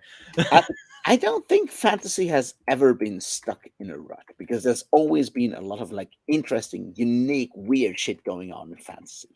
There's two things going on, and they're connected, unfortunately connected, because systems of power always connect, and they're fucked up. And that is the people that want like a reaffirmation of their like privilege. They are incredibly loud, and they sort of dominate the conversation. And because they are also, because we live under capitalism and under patriarchy, the rich people, that is, the reason why the publishing industry sort of caters to those people, which is why we think that there's only this one specific form of fantasy, which is, Tolkien rip-offs, selling to white dudes that wish they could be heroes, but don't actually ever want to do the job. Whatnot. We sell that shit because it's it's profitable, and those people are able to afford that stuff. But other stuff has always been written. So epic fantasy is not dying. Epic fantasy has never been dying. Fantasy has never been stuck in a rut. There's always been a lot of shit. We just, should not just, listen to the mainstream. Yeah, And that's always that's like the a thing. good thing. That's always the thing to keep in mind. Don't listen to the mainstream. That's like the main thing that kind of annoys me, because there's cool shit. There's always been incredibly powerful shit out there. It's like you go back all the way to the 30s, right? You can just like go and read C.L. Moore instead of like Robert E. Howard, right? Read Black God's Kiss instead of Conan. It's worth it. It's the one woman that actually got published alongside, Howard and Gang in Weird Tales in the 30s, and because it's good. It's like there's always been alternative stuff because people want to write, people want to tell stories. That's just like what we do as humans. And the fact that just there's a minority that is still in power and has the privileges of power that is as loud as it is, that should not keep us from, reading other stuff and doing other stuff. We can just like always do that. And yeah, I don't know, give them the finger. Even though I'm part of that elite because I'm, white and a dude. Sure, yeah. I mean, Joe said you're using the word romance in two different ways, which he's right. I definitely am. Because like romance, well, for one means, people getting together, but romance is also like the romantic era of Yeah. It's very not like I and that's not to say that fantasy is always an idealistic genre. I mean, we were talking about grimdark earlier. It's always not, or it's definitely not always an idealistic genre. But I often say that fantasy is the genre of imagination because it is. That's my objective. That's my objective statement for the day. You can, there you go. No, fantasy is fantasy is a genre of the impossible. Exactly. Science fiction is the genre of the improbable. Yes, I think Rod Serling said that.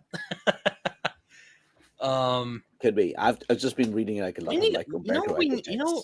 That's another thing we need, Raf. We need a modern day planetary romance book. They exist. I'm sure they do. I just haven't read them yet.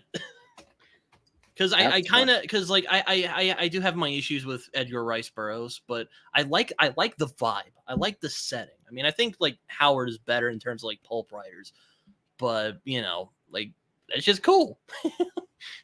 It is cool. Sword and Sandal is really cool. I would say that Rice Burroughs is incredibly racist. Oh God, yes, he is. I'm not saying he's not. I'm not saying he's not. I mean, a lot. Well, come on, dude.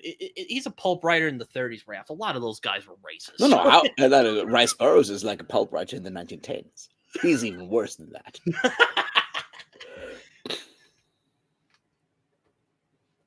I mean, but Elisha here again. She's just pulling out a lot of banger. Different of the Civil War.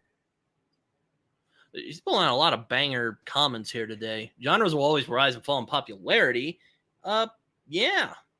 I mean, I definitely think the popularity of genres is a very cyclical thing. That's why I'm not really worried about the romantasy thing because like it's not like because there's like another problem I had with the epic fantasy is dying discourse I've been seeing is they're acting like romantasy is gonna like take over. It's like no. It's like replacing it. Like no. But that's the thing is like to go back to like the definition of romance, right? You have like romance in the way of like having stories that are about people falling in love kind of thing with or without explicit sex scenes. That's one definition. Then you have like romance or like in like the idea of like the romanticism of the 19th century as an era. And then you have romance as a genre with your Arthurian legends and so forth. Those are romances, like Arthurian romances. Also, I don't which are all about dudes not fucking. Also, I don't think any pulp writer is as racist as H.P. Lovecraft. Oh my god. He's on a league of his own, man. So I think like the main thing with Rice Burroughs is that he's like one generation earlier. So this is like stuff written in the 1910s and like 1900s. So is he as racist as Lovecraft? I don't think he's as explicitly racist as Lovecraft, but those 30 years make a lot of difference in the way that, Lovecraft racism. If Lovecraft had it written at the same time as Rice Burroughs, I don't think we would call him as racist as we call him today because, context is the thing. So they're as racist as each other, but one of them is in a generally more racist time, I guess. Yeah, Does that make sense? I mean, racism in fantasy, that's a whole other genre. And Raf, I think you even made a video about this subject. Or if you haven't, I'd be very shocked if you haven't. I thought you had, but I don't think I have, because I have views on that. And I think there's a lot of racism in a lot of fantasy. I think a lot of people just like talk about it the wrong way. Because people go about like, oh, the orcs in Tolkien in Lord of the Rings are racist. It's like, yeah, they kind of are, but have you ever talked about like the general like blood and soil ethics that are kind of in it's just like going on in like the general like human kingdoms? Yeah, but I agree with Alicia here that genres will always rise and fall in popularity. And like I said, I think that with popularity of like what's being published right now, it's a very cyclical thing because of course at the end of the day, these are businesses. They're trying to make money, which a lot of people have been saying. I mean, hell, I think even Matt on Matt's fantasy book reviews said it. And I think his video is probably like I actually which is shocking because I think some of his takes pretty bad from time to time. But he did make a great. He did make a that his now his epic fantasies not dead video. I thought was pretty good. So I agree with most of it. No, his video was really good because he actually tried to sort of like debunk all the claims, and he did that successfully. So no, his video is really good. I agree with that. I just felt that like it was asking the wrong questions because yeah, of course, if BookTok feels like it's the thing that is currently selling books and people on BookTok being mostly Gen Z women, leads to the entire publishing industry going like, we're gonna market everything we do to Gen Z women, which is a larger result of capitalism. And no one ever goes like, I guess we should like see this as sort of like a symptom of the larger form of late stage capitalism that we live under. And that's and I know we have differences when it comes to politics. I just feel like you have to take this into account because this is just like how the system that we live under works. It's like we got to maximize profits right now. We don't think about like what happens in 10 years. We got to make it the next quarter. We got to pay dividends to our fucking stakeholders next quarter, so we're going to maximize that shit. So you look at like BookTok and you got to sell romantasy or whatever because you feel that's the thing that is selling. Is that true? I don't know. That's that's one of my issues with Epic Poo as much as I think that's a fascinating essay that I think should be talked about more, to be honest with you. I think he mischaracterizes Tolkien at points, the Lord of the Rings anyway, which kind of bugs me. But I mean, yeah, definitely there's stuff in Lord of the Rings that I actually want to reread Lord of the Rings at some point in the near future, see how it holds up. But right. Give me a second here. Like, also, yeah, I agree. Ida, yes and no. The meaning of language changes, but and here's the thing that is important about Lord of the Rings is that Tolkien, being very much a follower of Herder, Herder in German, is very much tying like language, culture, and so forth to a specific physical region and so forth. And that leads to takes that are at their core racist because it means that even though the guys from Rohan are the cool kids and the guys from Numenor are the cool kids and the guys from Gondor are the cool kids as a result of that, they are fundamentally different. Tolkien believes in objective racial differences, and that is That is unfortunately pretty fucking racist.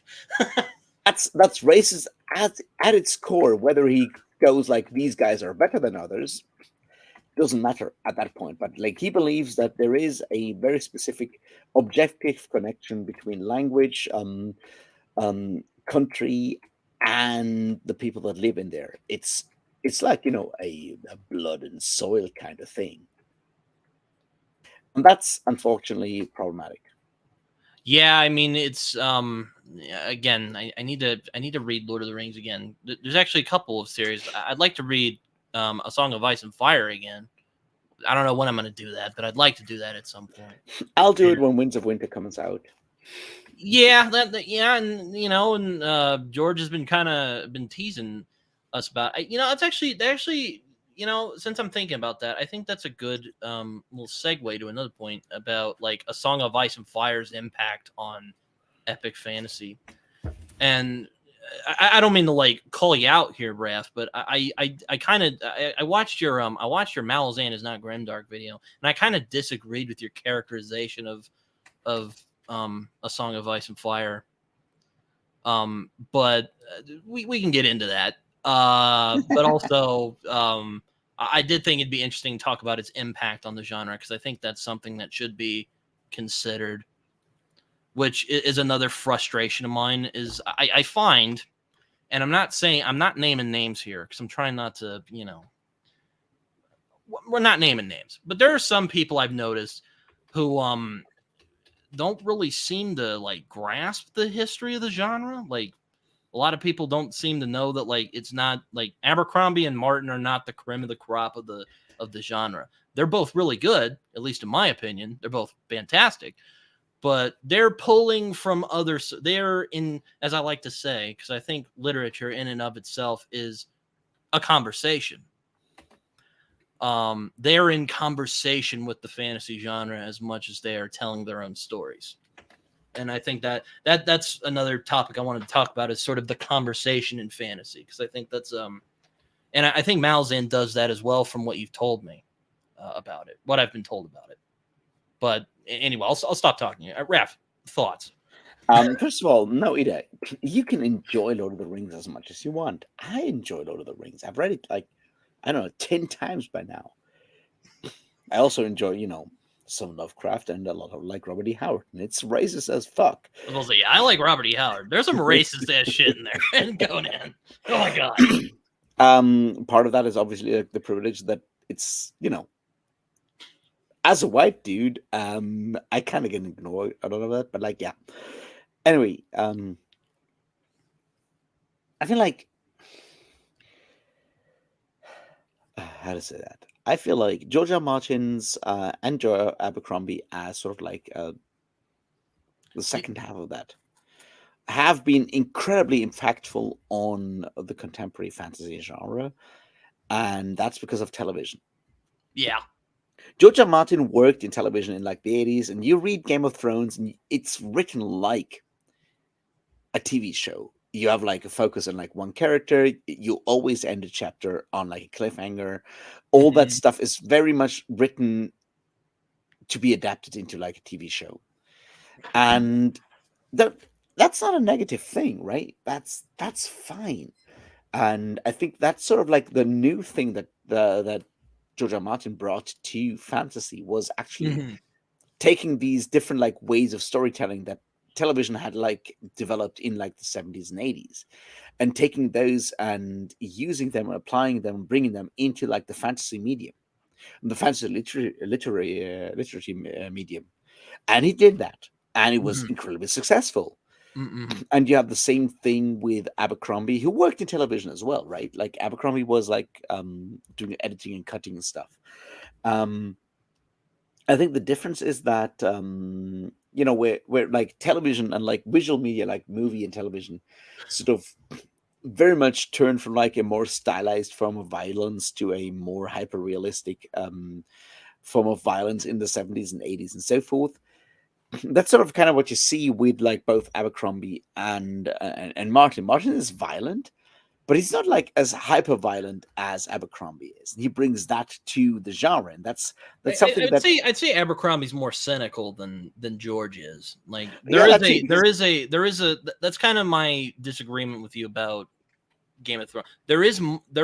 It is a, I think the world of Game of Thrones is a moral one. It's just not a it's not a romantic world. Which I'm not saying you're like a romantic or anything, but I'm just, I'm a romantic, trust me. Oh, you are a romantic. Okay, then you are a romantic. I don't It's not a romantic world. But it is a moral world though. Which I think that's that's a conversation for another time. But I think that's what a lot of people get wrong about that. But I do agree with your points about how they impacted the fantasy genre, definitely. Just with their unique, well, I think what makes Game of Thrones interesting, at least for me, is like how it which I think is what I made a video about deconstruction, and this is what deconstruction should do, is question the assumptions of the genre that it's commenting upon. And I think that is really where Game of Thrones comes. I think that's where A Song of Ice and Fire is really interesting for me, personally. I think that's its impact because it did that. I mean, you could disagree with me on that. I don't know if I'm not fully on it today. I hope I'm making sense, everyone.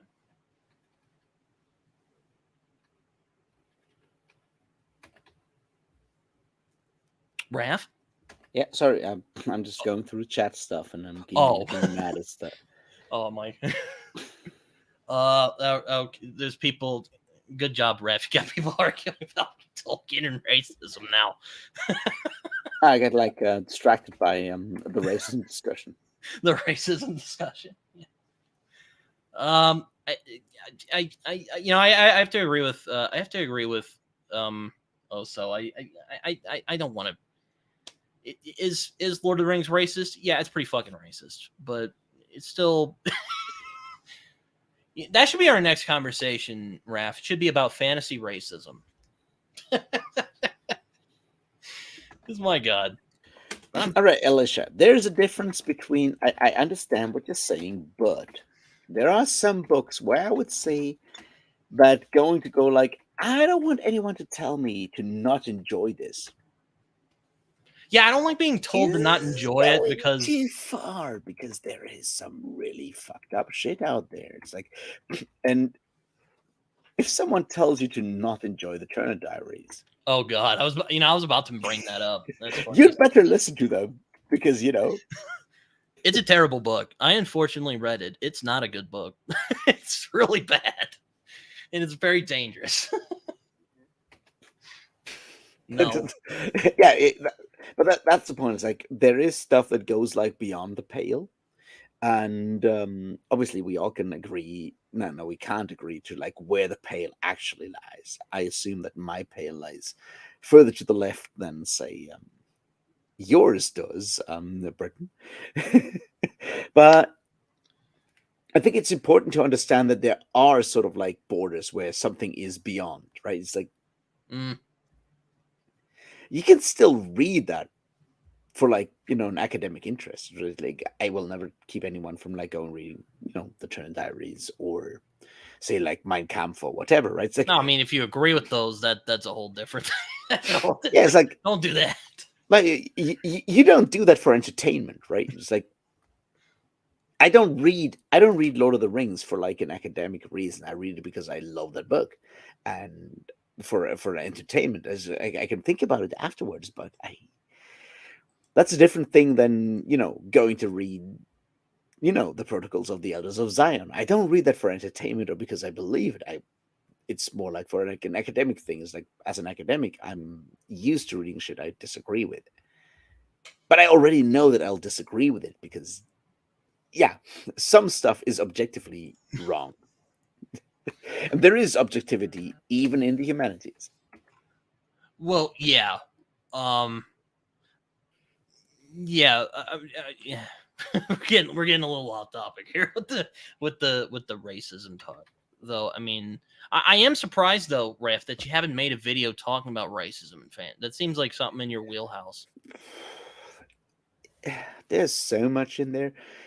I don't Would it be no, like a 4-hour epic like your Arthurian video was? no. So here's the things. I don't think it's possible to do that to that topic justice in that kind of more like general video, because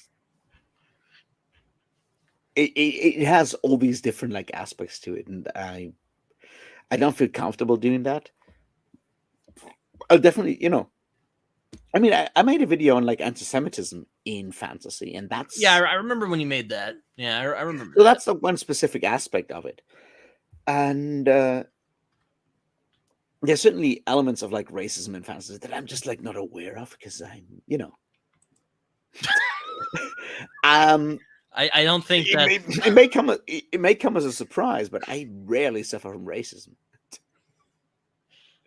Um, but um, I it mean, kind of comes up. I think one thing I should bring up is also self pub, which I mean, Raf, I know you've read some self pub, like you've read Joe's stuff. And I know you've read like Joe's stuff, and I mean, I don't know if you've read other indie stuff, but I think we should talk about like self pub, self publishing, or indie publishing, or whatever you want to call it, because I think that's another, for me anyway, why I don't think epic fantasy is dead, because like we have this whole market, and we have this whole new market now for the people who do like epic fantasy, whatever Uh, the hell that even means, because we all right, still haven't come up with a definition yet. Britain. You can start talking about that. I'll have to actually run and take a piss because I drank 5 liters of black tea today, and Oh, are you gonna be back, or are you leaving? no, I'll be back in like a minute or two. Okay. Yeah, I just like I'll hold the do it. fort down. I don't know. Do some cool juggling and clown stuff while I'm back done. All right. I'll be back in like a minute. I, I guess with what what I'm bringing up real quick. Well, Raf is off. Um, that is a really funny comment though. Maybe fantasy racism is causing the death of epic fantasy. I don't know. I mean, I watched Matt's video about Conan the other day, and it was just the most like 21st century take on Conan you'll ever see in your life. I mean, my God, that was painful to watch. I mean, I won't go into that, but going back to what I was talking about, I think self-publishing is I think is a really, I think it's a good point to talk about when I discuss my reasoning on why I think epic fantasy isn't dead. Elisha makes a good comment here. Indie pub especially works well when the genre published have fallen out of favor in trad pub because of hardcore fans. Exactly, I agree. It's I mean, I'm don't tell Raf I said this because he'll probably fucking dig into me. But I mean, that's the beauty of capitalism, baby. That's capitalism, man. Like that's what that's how you do it right there. That's weird. Um, indie pub. Indie pub in that way fills up market hold. Yeah, you're right on the money there. I think that with independent publishing, we've realized that I mean, this is kind of hilarious we're talking about this because I just made a video, like I just put out a video like 2 days ago talking about this thing, but like we don't need trad pub as much anymore. I mean, yeah, trad pub is still going to be there. I don't think it's going away anytime soon, but we have this whole new market, and it's actually people telling serious stories that they want to be taken, that they want to have be taken seriously. Hey, I'll get your books, Ida. I'm not. I'll get them. We're we're we're in business. We can get them. Oh, I did see that Liam uploaded a video. I'm surprised Liam isn't here. Yeah, but anyway, I agree. I think that indie pub is, or self pub, or whatever you want to call it. Um, I think self publishing is the best way. that epic fantasy will be published moving forward. I mean, I think TradPub is still going to publish epic fantasy because it's a popular genre. But yeah, I think Self Pub is keeping epic fantasy alive. I I mean, think like the weird thing, and it's on the one hand it's good for like fans and writers and so forth. On the other hand, I have like troubles with it. Is that basically mainstream publishing is using IndiePub as sort of like an incubator. It's like we'll just like ignore all of that, and if something sells a lot, we're gonna sign it, and then we'll just like pay the next 10,000 fucking writers to write stuff like it, right? It's like it's like no one thought about like epic, thought about cozy fantasy, and then Legends and Lattes got like really big as a self-pub thing. So we got Travis Baldry got signed, and then so immediately everyone is going like, oh, let's write books about I don't know gastro and stuff, and it's the next big thing, and it's sort of like this annoying thing that like sort of like corporations are using this sort of like as an incubator, and you can struggle forever and ever and ever, and if you're not the one writer that actually breaks through and makes it big in indie publishing, right, you'll not get a contract afterwards, because those big publishers will still just like get like their either some established writers to go and write something in the same genre, or just hire someone that actually takes even less pay to do the same thing. And that's sort of like the frustrating thing about like the sort of like divide between indie and mainstream publishing. yeah, and also, I mean, I haven't read a lot of indie yet, but um, one of it's kind of a double-edged sword where you can be really creative and put as much stuff as you want, and you can publish it, but also there might not be as cohesive as something in a trad pub book might be. Though there's some really bad trad pub books I've read. I mean, okay, like here's the thing, right? Like I've done like music stuff for a while. I've run a record label for a while. It's like the thing is, if you're a publisher, whether it's music or whatever, like if you're doing like culture publishing shit, right? A lot of it is gambling, because you can never judge if something will be a hit or not, unless you have something that is already like an established brand, right? It's like you're publishing the next Brandon Sanderson novel, it'll sell. You know that, right? It's the same for like, I don't know, George R. Martin or whatever. You have the big names, but like everything else, you're gambling. Because you as the publisher may love the thing to death, whereas I think it's like the best thing, after sliced bread, right? If it doesn't absolutely hit, it won't sell. So it's very much about gambling, and the thing that like as a publisher, whether it's printing or like a record label or whatever, what you do is you keep yourself a couple of like stable sellers, your big sellers, like your Brandon Sandersons, your George R. Martins, your Stephen Kings or whatever. Those bring in like the main big, the major slice of like the thing. You then go and you invest in like new stuff, and you hope it sticks. And if it sticks, you keep them. And if it doesn't, you don't. And then it's like, maybe if you're cool, you also keep like the kind of people that sort of like, certainly break even. Your Steven Erickson's, like the Molasses Book of the Fallen is not ever going to be like a mainstream big bestseller. It's never going to be that. But it's, big enough to, be worth keeping around. And that's sort of like the thing. Oh, sorry. Finish your thought, and then I'll No, add no. my thought. And that's sort of like the next part. It kind of ties into that whole like no one's gonna right now epic fantasy is not gonna get like published by mainstream publishers, and they don't get like signed for like a 5-10 whatever book series. It's like that never ever happened.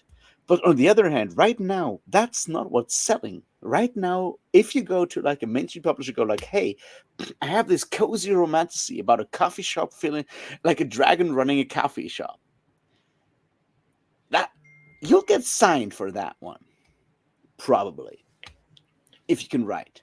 So But if would you you say that cozy? So would you say that cozy fantasy again, whatever the hell that means, has killed epic fantasy? nothing has killed epic fantasy. I'm just I saying know that I was right being now. facetious.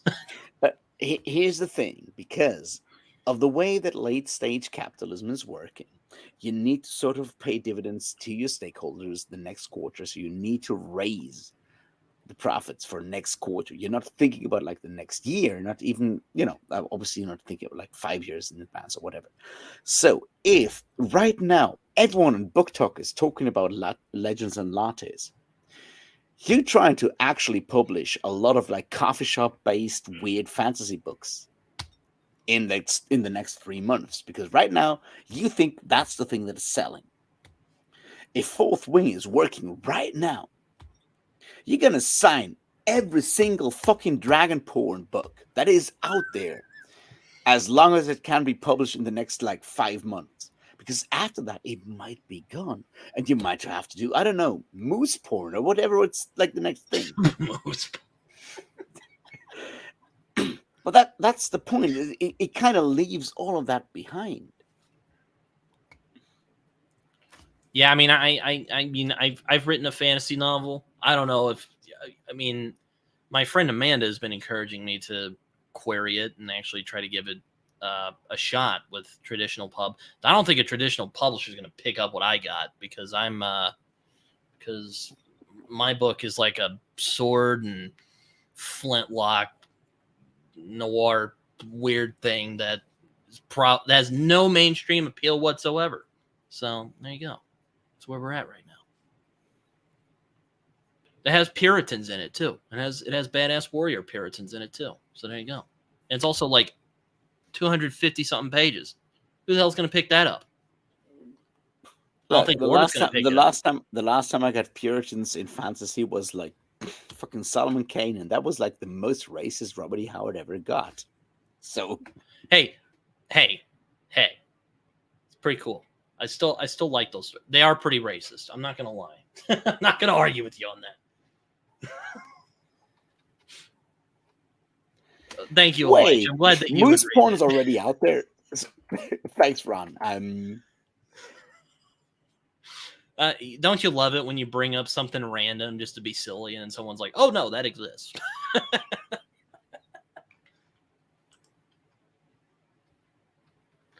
Yeah, that might be. I think self-publishing is definitely going to grow in the future, and I mean, you probably won't be as successful. I mean, it is.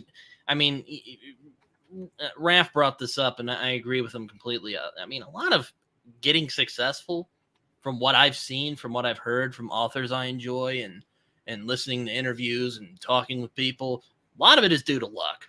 Really, at the end of the day, like a lot of it is like you're the right guy at the right time with the right thing, and they'll publish you.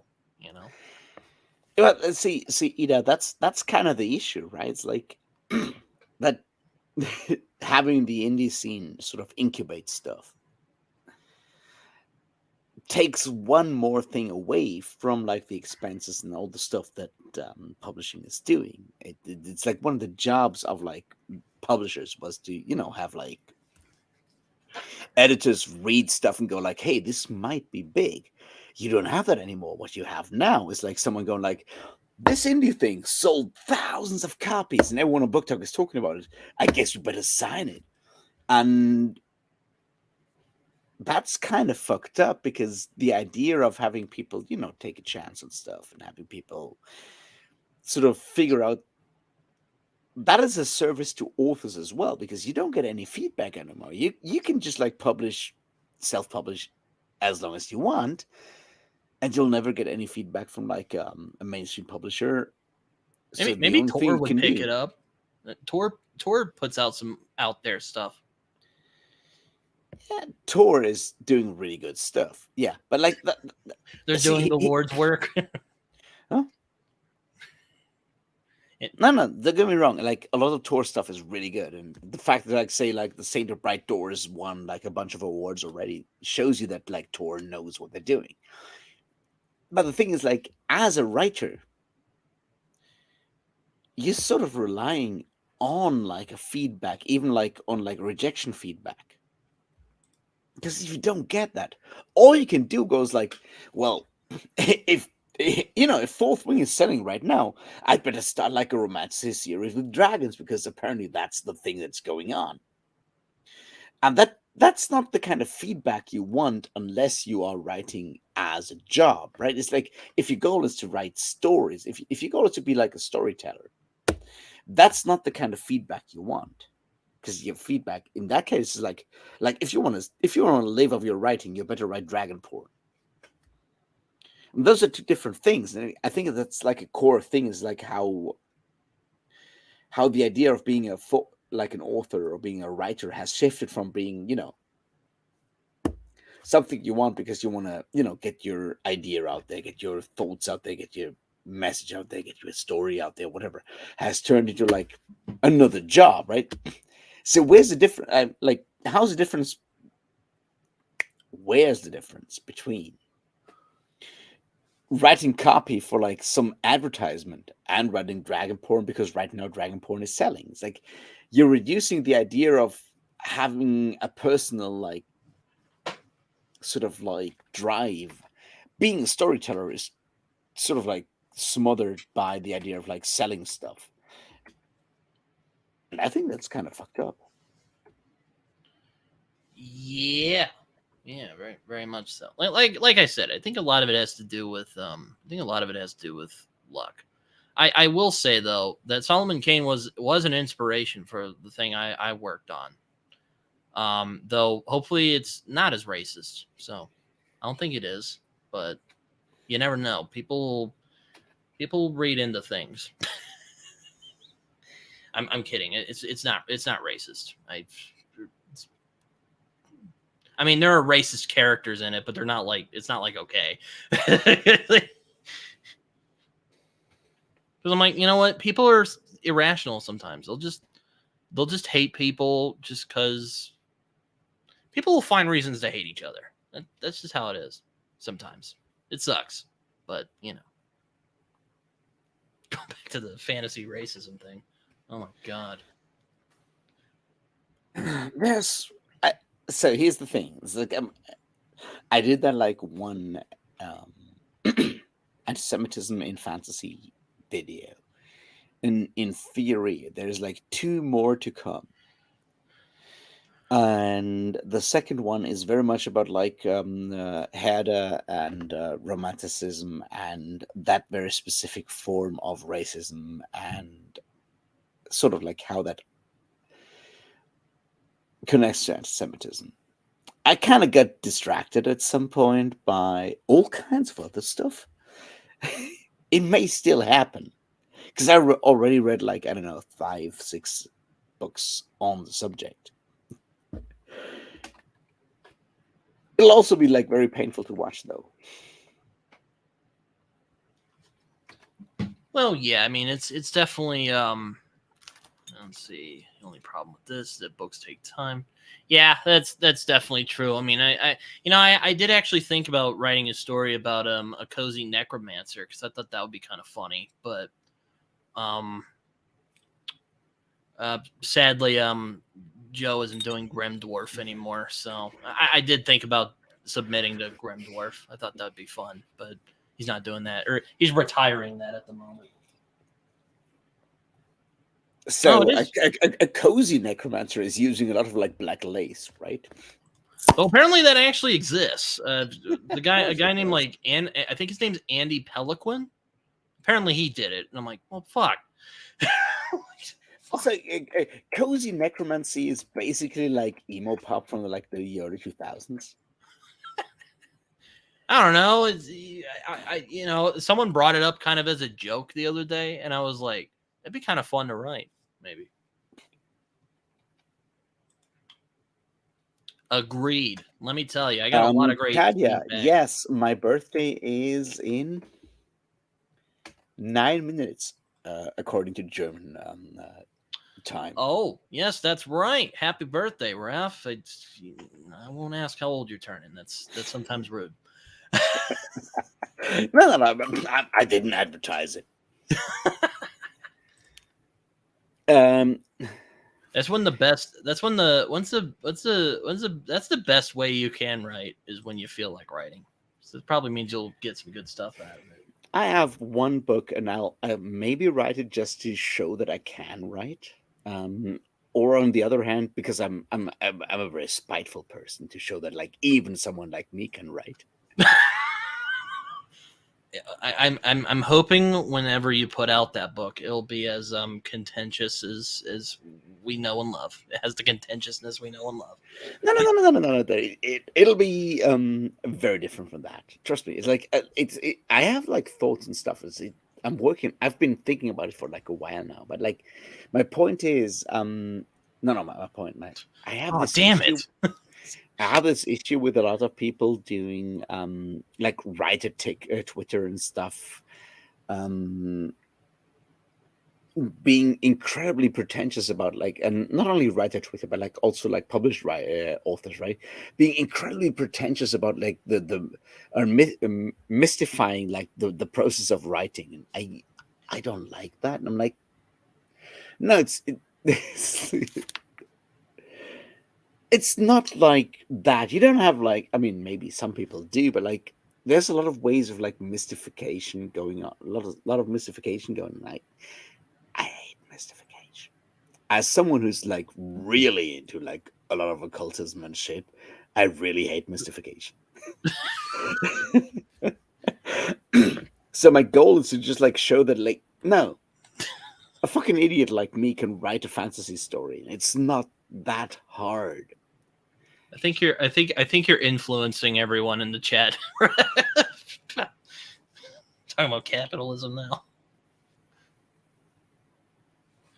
I mean, I think another thing is like I don't always read books. Going back to the racism conversation, like I don't always read books. I know this is kind of different what I'm about to talk about. Like for instance, Perdido Street Station.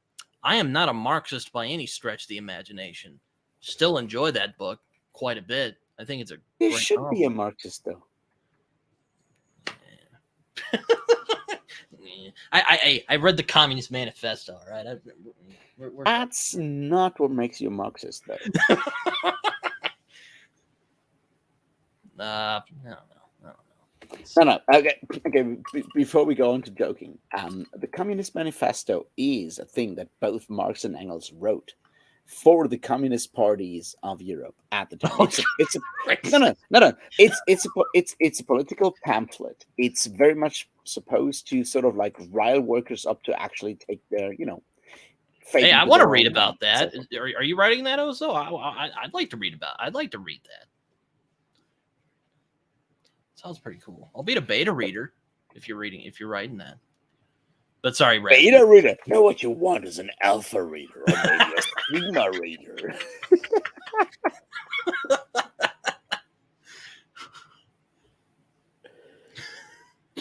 Oh wait, it says that it's. Hey, I will read it. I'll give you feedback on that. Well, okay. My point is, I don't always read books from people that I agree with. It is definitely like it definitely is like very socialist leaning, though I know Marxism and socialism are kind of different ideologically. Or like, yeah.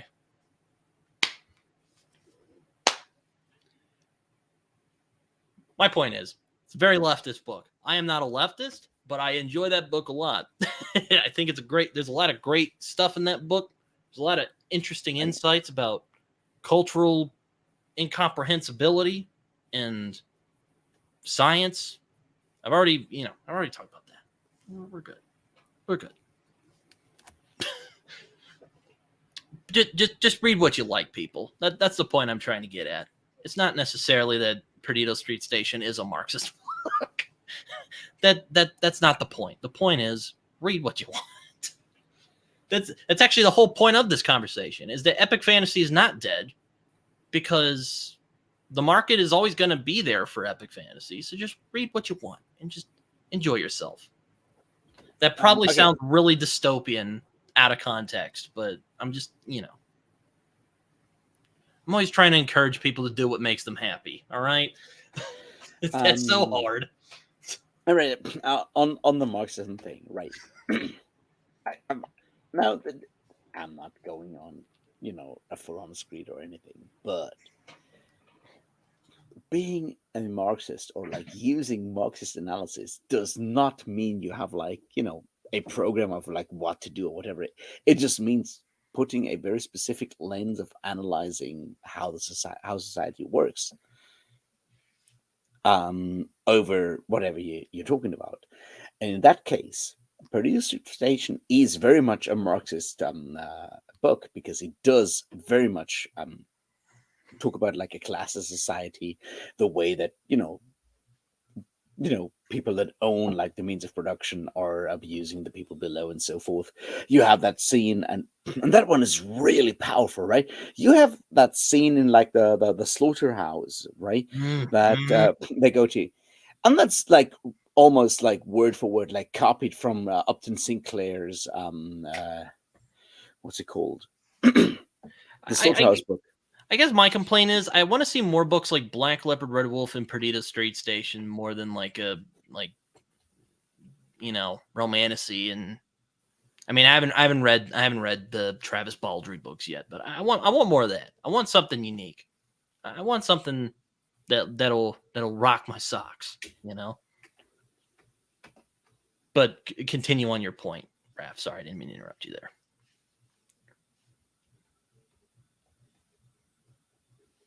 I'm distracted by the Upton Sinclair thing, because but it's very much like that slaughterhouse scene is very much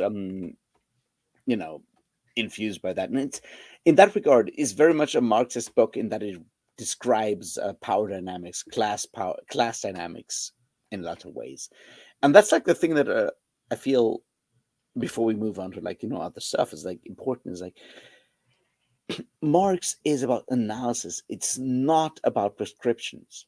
It's not, Marx never told you what to do and how to overcome it. It's like, this is like where we are now, and this is why we are where we are now. And that's sort of like the important part that often gets lost because of right-wing propaganda. The idea that Marxists have like a program for the future. They don't. Being Marxist or using Marxist analysis means that you look at stuff through a specific lens.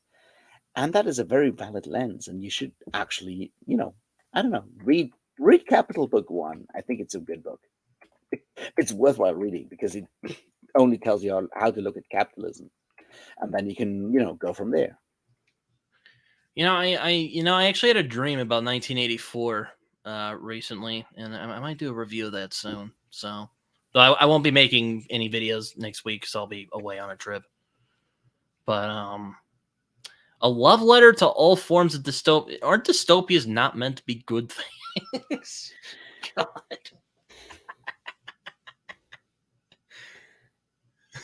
Let's just talk about that, like in like a comment to Lydia Elliott's video on dystopias and utopias. So here's the thing that I find fascinating is the idea that like how dystopias are taken seriously and how utopias are kind of ignored. And if you've read Frederick Jameson, whom I can heartily recommend as certainly one of the most important literary critics and scholars of the last, 50 years, 60 years. And one of the few that actually takes science fiction and fantasy into account. I mean, we're talking about like people that have like, professorships at like Ivy League schools, right? And he talks about utopias, and he's like, utopia is in fact like a utopia is a satirical criticism of the world that the writer lives in. It's not about like telling you what the world could, what the world should be. It's more like by showing you a perfect world, you should recognize how fucked up the world is that you're living in. And that's kind of what you can see with both Thomas More and Francis Bacon and so forth. And that's what makes Utopia a satire and a humorous satire, and not a program for the future. It's not about like you should live in New Atlantis or Utopia. But by looking at Utopia or New Atlantis, you should realize how fucked up like 16th and 15th century Britain actually is. And that's kind of like a way that like looking at Utopia is important. I guess I kind of going on the dystopian conversation. Like, do you think there's such a thing as dystopian fantasy? I don't know. I don't think so. I mean, Perdido Street Station has hints of dystopia, but I don't know. I don't know. I don't know.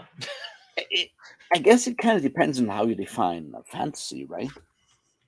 Yeah, that's that. Oh God, I It's don't want to get into that. Here's the thing: is like I think like dystopian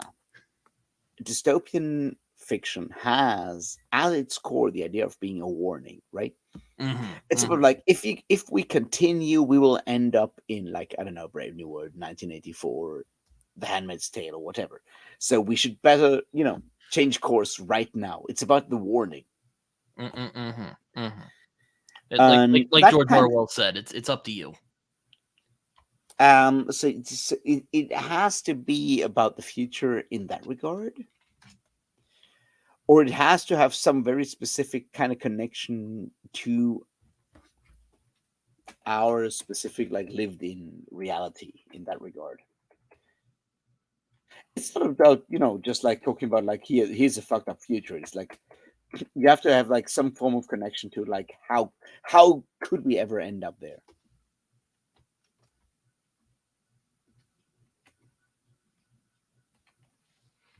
Fair enough. Dystopian fantasy. Well, I guess First Law is kind of a dystopian. I mean, Which one? Sorry. First Law. It's not dystopian. It's kind of a problem, right? I don't know.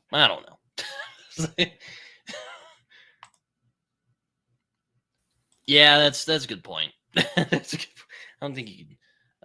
Thornall's here. I was wondering where he was at. He's always here when I do live streams. I salute you from New Atlantis. Is that a Toy Story reference? Anyway, what? New Atlantis. New Atlantis is a Francis Bacon reference. Son of a bitch. Son of a bitch. I've never read Francis Bacon, so I don't know. So, goodbye, Chadia. It was nice having you here. I don't know if there's much more to talk about, Raf. I mean, I don't want to hold you here for too much. I mean, I don't know what you're doing tomorrow, but like, I mean, I know it's your birthday. Well, happy birthday, by the way. So it's technically the 29th over there in Germany. Yeah, it's just 29th now. Yeah, I think we've talked about most of what we could talk about on this topic. I'll probably make more videos complaining about this in the future, but I don't think anyone wants to live in New Crobazon. I don't. Though I remember when I was reading the Scar, I was missing it, so I guess I had Stockholm syndrome. I love it, even though I would never live there, even if someone pointed a gun at me.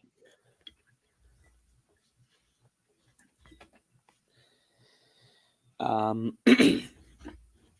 again, I don't think there's like dystopian fantasy in that regard, because I feel like fantasy fulfills different sort of function. Yeah, I agree with that. Fantasy is about like exploring like the impossible, but the thing we might want to have, and you can use it to sort of like explain or like explicate why stuff is fucked up. Whereas science fiction, by sort of like the connection to like our own reality and like it's in our future, sort of has a different sort of like responsibility. In that regard, you can do like warnings in that regard, I guess, in a way that fantasy maybe can't.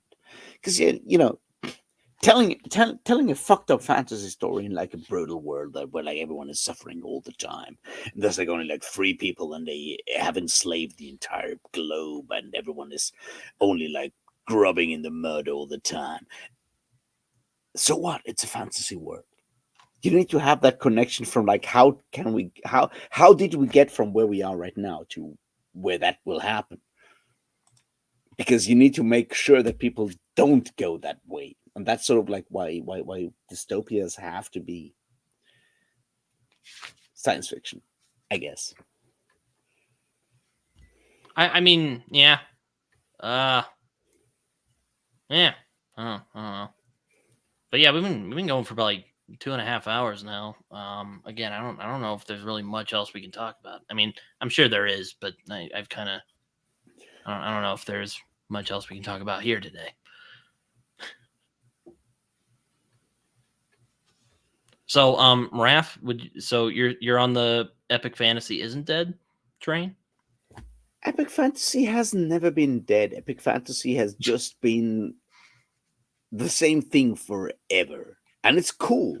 And I don't know, go read fucking Cameron Hurley's The Mirror Empire, and go from there and try other stuff, and don't just think about it as big fucking books about dudes with swords, because that's not what makes epic fantasy epic. Oh, but I like books about guys with big swords. Raf? That's fine. That's not the point. I know. I had to. I couldn't resist. I can go like one step to my right and I can find a sword. I'm fine with books about dudes with swords. Oh man. No, but seriously, everyone who showed up here today, thanks for showing up and hanging out with us while we talk about this topic that kind of annoyed me, and I know probably annoyed you too, Raf.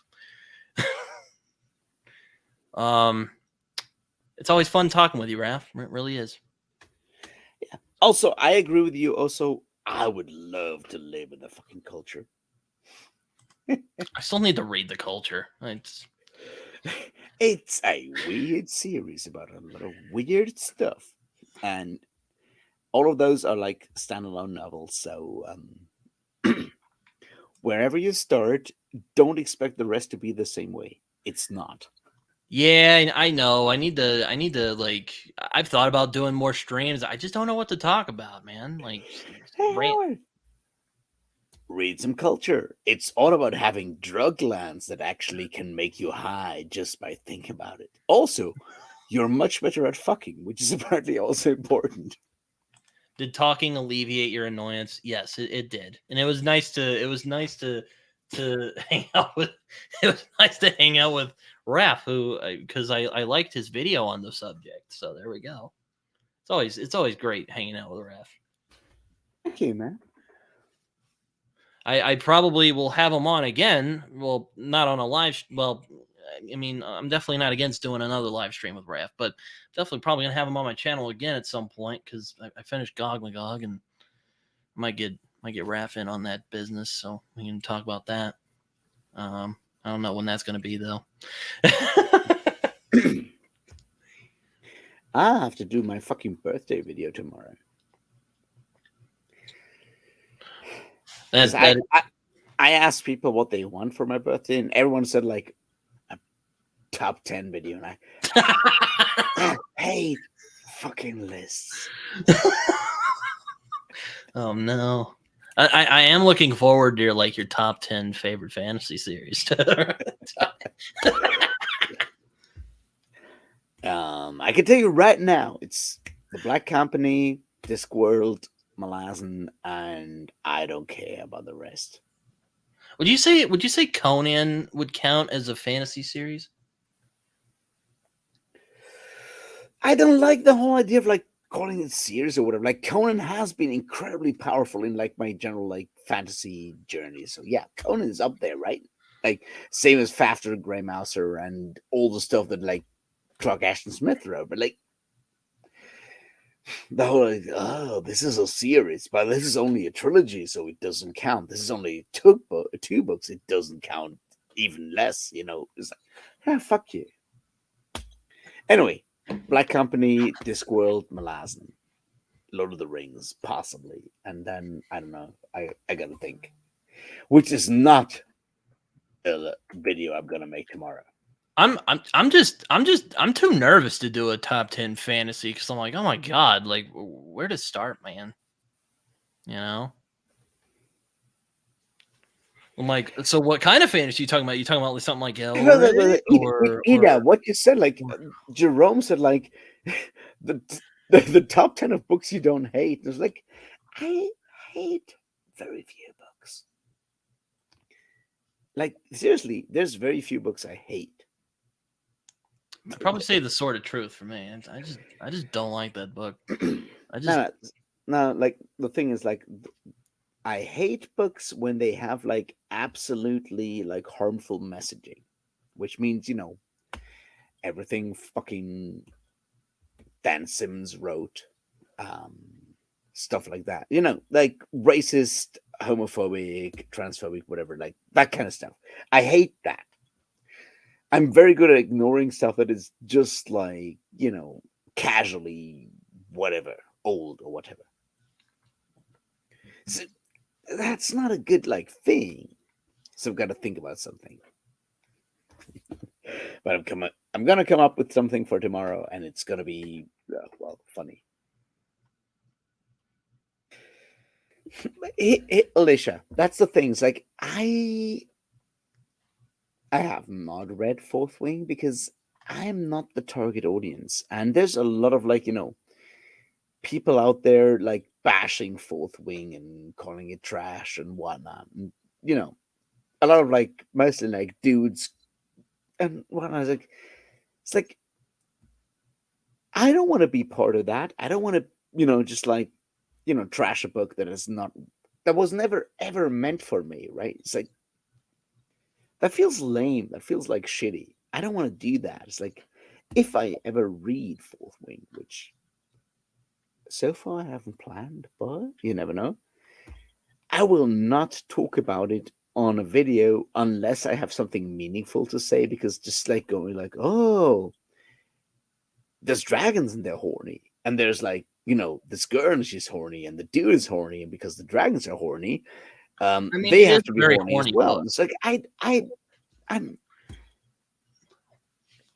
it feels incredibly patronizing to make fun of that, and I don't want to be part of that. So I'll not, you know, talk about those kind of books because like, it's like why would I ever talk about fucking Twilight or I don't know, whatever, right? It's like, You know, clearly I'm not the audience. I'm a similar way. Not to get too non sequitur here, but I saw your comment on my friend Jason's video about Malzahn the other day, and you know, I didn't realize you were talking about George R. R. Martin till like a few days ago when you said that particular writer from New Mexico. Because I forgot he was living in New Mexico. I thought you were talking about like Cormac McCarthy or something. Okay, two questions. Also, yes, you have a funny thumbnail of me. I don't know, using an axe on a fucking birthday cake or whatever. Please go ahead. I don't know. Do whatever you want, Alicia. I recently reread Starship Troopers when I was talking about the alienation of war fiction from stuff like Storm of Steel and All Quiet on the Western Front through Starship Troopers to the Slaughterhouse 5 at a conference in December. I think Starship Troopers is it's an interesting document.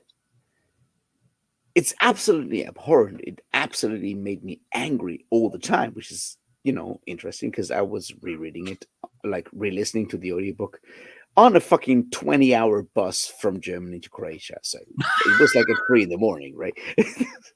Just That saying. might make you cranky. Yeah, I can see that. No. It fucking sucks. It's a bad book. It's like I disagree. I disagree a little on that. no, I no. think Okay, there's a lot of okay. interesting Let stuff. me put it this way. It's a well-written book, but it's also very much propaganda for fascism, and I don't like it. Mm, mm. I haven't read Starship Troopers in a while, but I gotta push back on it being propaganda. I don't know if it's propaganda.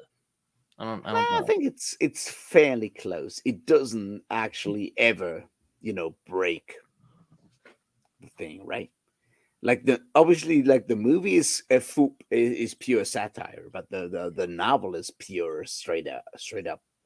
Well, yeah, no. If I recall right, Paul Verhoeven was like, I just like looked at the book and I thought, let's make fun of all that. So And that's kind of the problem, right? It's like it works, and that's sort of like the dark thing that you can take out of it. It's like it works because the bugs are so alien. It does like the whole thing of like othering. It turns up the othering to the point where, as like most humans would go like, yeah, I'm part of that. And you can step back and go like, yeah, I guess you know othering, I giant space flying insects is bad or whatever, but that takes so much, and I think that's sort of like where the danger lies in that, right? And I yeah. I mean, when it comes to something like Starship Troopers, I think when it comes to I think Heinlein is often misunderstood because um I think a lot of ways I often compare him to Joe Rogan because and don't before you laugh. I think it's because he's interested in ideas and he's interested in exploring these ideas honestly. It's kind of like reading a James Elroy novel. He depicts people in his books that are terrible, but he depicts them with honesty. He's not like trying to tell you if this is good or bad. He's just showing you how it could work per se. Now, you could disagree with that, and that's fine. But that's just kind of how I view Heinlein in that vein. Because, like, again, it's kind of hard to. Because he's been Mhm. called a fascist, a hippie, and a libertarian at the same time. I mean, come on. I think okay, so there's a bunch of things, right? Like I think mostly he's a libertarian. I would say if you want to read a contemporary, an incredibly well done and absolutely masterful take on Starship Troopers, read The Light Brigade by Cameron Hurley. I still need to read her. Yes. It's like The Light Brigade is an absolute masterpiece. I'm not just saying that because Steven Erickson said that. I said that before Steven Erickson said it. Anyway, it's a really no, it's a really good book. It's very much like a deconstruction and reconstruction of Starship Troopers, which is really cool. The other part is The Moon is a Harsh Mistress is more nuanced. I agree. I would also say read the Luna trilogy by Ian MacDonald, which is like one of the authors that like everyone should read way more of because that man is smart and has been so for like I don't know 40 years now, and no one ever talks about him, and it's so fucking brilliant. And he takes The Moon is a Harsh Mistress and Game of Thrones and turns it into like a very specific anti-libertarian criticism of Moon is a Harsh Mistress, and also making it really good because I'll be right back. he's the kind of guy that like wins awards all the time. He knows how to write shit. So there's that.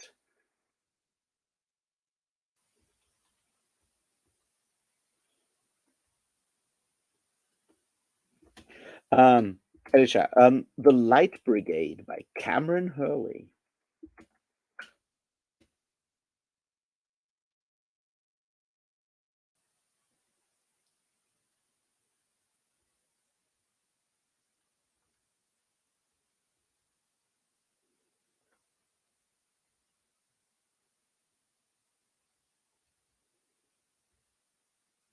All right, I'm back. I had to go to the bathroom real quick. I was trying to make sure that Alicia got the book. Anyway,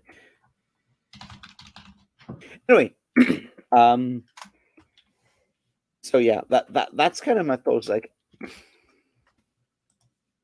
read the Light Brigade, read the Luna trilogy by Ian MacDonald. I don't know. Be wary of the guy that wrote "Stranger in a Strange Land" from time to time. You know. Oh, that's a weird one. Yes, Cameron Hurley. That's her. That's why I always go like, okay, read Stranger is a Strange Land. Don't read any more after that because it just gets freaking weirder from there. No, Alicia. Yeah, Cameron Hurley is the one. It's very angry feminist sci-fi. Most of it. Light Brigade is possibly her least angry. It's still very good. I think it works really well because it is sort of like a deconstruction of Starship Troopers in a lot of ways.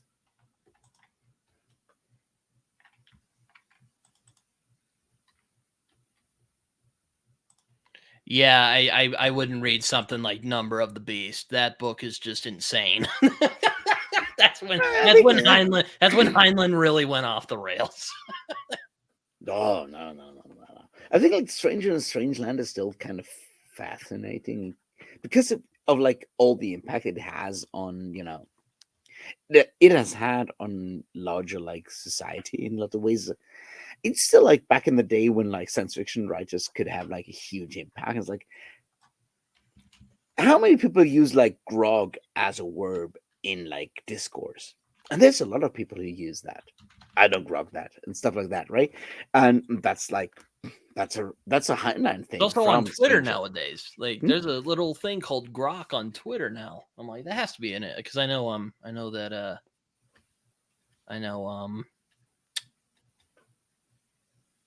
know Elon Musk likes science fiction. You know, there's stuff like that. Like, okay, here's the thing: Elon Musk is the one person that absolutely never fucking understood the culture and still thinks he's a culture fan. Because the culture is about post scarcity, fucking full space luxury communism. It's not about anything else. And he just doesn't get it because he's, you know, fucking. Oh, well, if you want to read more horny insane, go nuts with the later go nuts with the later Heinlein. It gets into it gets real fucking horn doggy. He really becomes a horn dog by that. Look, I don't mind that. It's fine if you know. Oh, I mean, it's funny. I just, you know, I mean, it's interesting. You know, I don't know if it's like great storytelling, but it's something. Look, both of the two final Dune books by Frank Herbert about, you know, people being like Bene Gesserit being able to Ooh, she got willfully change the temperature of the vagina, which is, you know, weird. I'm not making this up. It's in the text. Anyway. I wish her.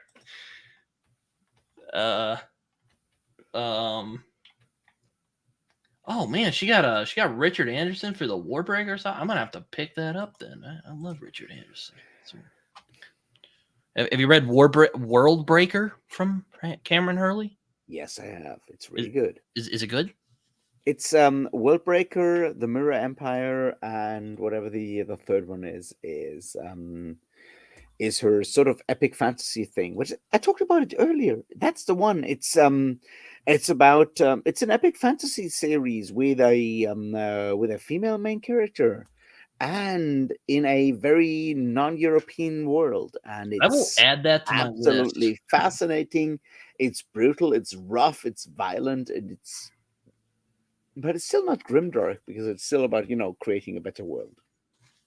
I mean, It's really good. there's a lot of fun horn dog science fiction stuff. I mean, like some of Well, Asimov stuff's pretty horny. If you want some like some good horny science fiction. I still like iRobot, even though I don't always think much of Asimov as a writer. I think he's a better conceptual guy, but iRobot, I like iRobot a lot. I think he was better with short stories, to be honest with you. I agree, Ron.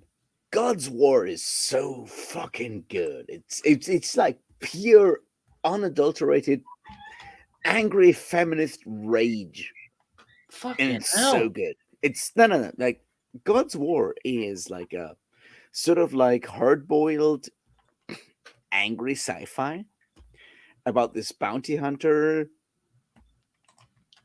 in this on this weird planet that's all about like different pseudo Muslim sects having like you know religious wars against each other, and because they have like sent all their men into like into the war, they have sort of slowly turned into like matriarchies because all the men have been killed, and the main character Nix is a woman bounty I like hunter.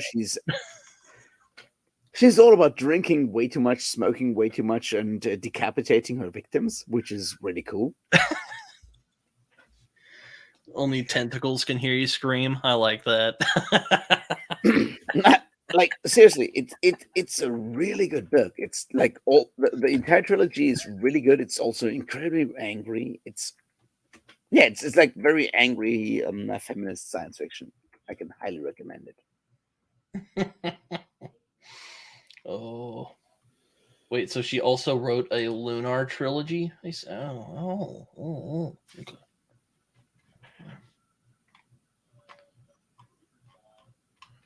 The Geek Feminist Revolution. All right. That's a collection of short story, like essays and nonfiction stuff. And oh yes, we're definitely. This is definitely a balanced stream.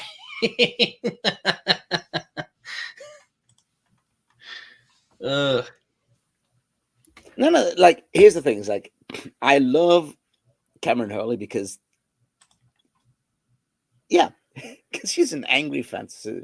She's an angry feminist writing fantasy and science fiction. I'm like, I'm there for it. And like it's like I feel like the Light Brigade is her most accomplished thing.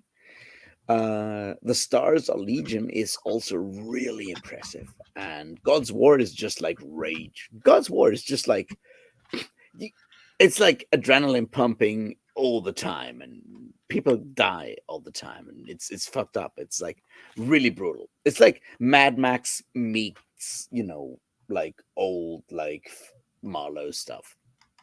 Oh, if you want something very batshit insane, I would highly recommend Light by M. John Harrison. I have read that. It's really good. Oh, it's I a. like it. Oh, you want another good like this is a infamously terrible series. I haven't read it, but Gore is infamously a very horn dog bad fantasy. Thornell, Insane. you're right, because that's like one of the main things about fucking R.A. Salvatore, who is certainly not someone I will ever, who never wants to talk to me about, anything but like, fuck the guy. But Mensa Baranzan is fucking bondage for teenagers. It's bullshit. It's like, Also, oh, what Terry. if women were evil? Also, we make the bondage like really easy and shit. Fuck it. It's so bad. It's like doing BDSM Oh, with right. BDSM while keeping all the misogyny and making it also like PG-13. It's so bullshit. Anyway, I have no opinions on R.A. Salvatore whatsoever. I will say my most hated fantasy novel of all time is The Sword of Truth. Which is also a very It sucks. horny book. But it's a terrible book. Like the most generic cookie cutter crap you will ever read in your life. That isn't Aragon anyway. Sorry for anyone who likes Aragon in the chat. I don't think it's a good book. I have some friends who like that book. I'm like, how do you? That's one of those books. My short circuit when I hear someone say they like it. You know, No, I no. mean, look, if you like it, that's great. But just like, how? Like, how do you like it? I want to know. But I digress. You want to end this on a hot take? Go for the hot take, buddy. Go for it. Sword of Truth is worse than Sword of Shannara. I've not read Sword of Shannara, but I don't doubt you there because I have read Sword of Truth and it fucking sucks. Isn't that the lady who wrote the Wick Wire Watch? Because I've wanted to read that book for a while. Jacqueline Carey wrote the. Oh no, that's Hagen. Never mind. That's not. No. Jacqueline Hagen. So Jacqueline Carey wrote both the weird Middle Earth from Melkor's perspective thing, and like the 10. How did we turn into this? 10. It's called The Sundering. It's really good. How did we go into this? What? Oh my God.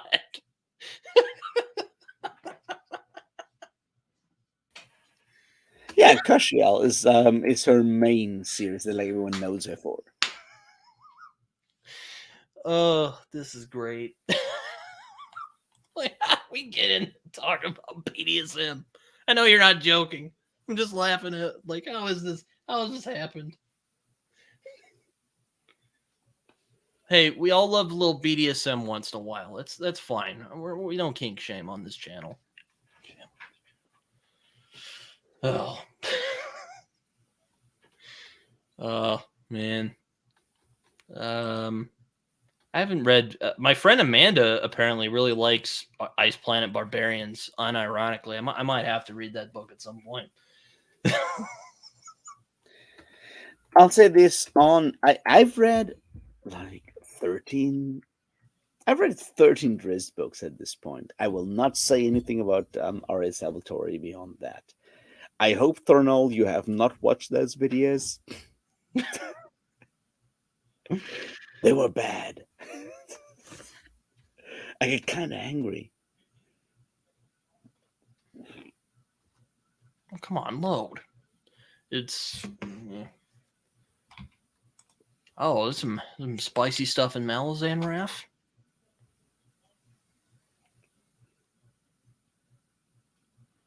Ah.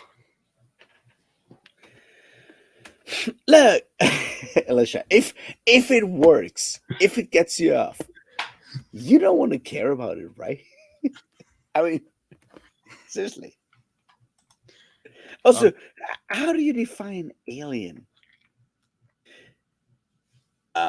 You know that there's like, terminology in law that calls about like illegal aliens, and I'm like, yeah, I don't know.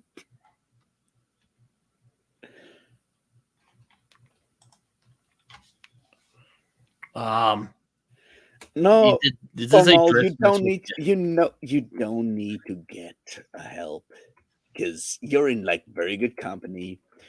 Adam and the Rake is right beside you when it comes to banging dragons. I'm still on the Malazan stuff. You guys need to get better at like getting people excited for Malazan and talk about all the cool stuff that's allegedly in Malazan since I haven't read it yet. Because he keeps scaring people away when you talk about how difficult it is. It's not fucking difficult. It's a simple fucking book. It's all about fucking explosions all the fucking time. It only gets difficult if you think that you should like understand everything at the first moment, which you shouldn't. That's not how literature works. go read fucking Malazan and just like just enjoy the explosions and shit. There's undead warriors. There's like dinosaurs with swords. There's like fucking floating rocks shooting lightnings and shit. It's awesome all the time. Don't think about like what it means because yeah, it doesn't matter that much. It's all about explosions. Oh my god. Well, I'm not saying it. I've just heard people say that, and it's like, I'm like, you want to like talk about the cool stuff, guys? Come on. Anyway, I don't want to get on that. I have not read David Brin's Aliens, or I don't know what that is. So, Raf, do you know what that is? I'm sorry, Ron. I'll never do another Drizzt mess. That was like so much pain. As long as But you don't, I'm very happy you enjoyed it because it took a lot of effort. I mean, I probably I could do without hearing you sing Christmas hymns again. I could do without that, but it was fun while it lasted. No, it was never supposed to be, to sound good.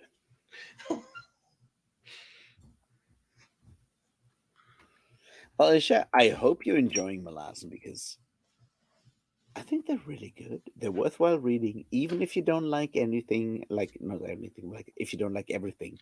I think they're like really meaningful because they do a lot of interesting stuff. And also, they have like some really cool characters.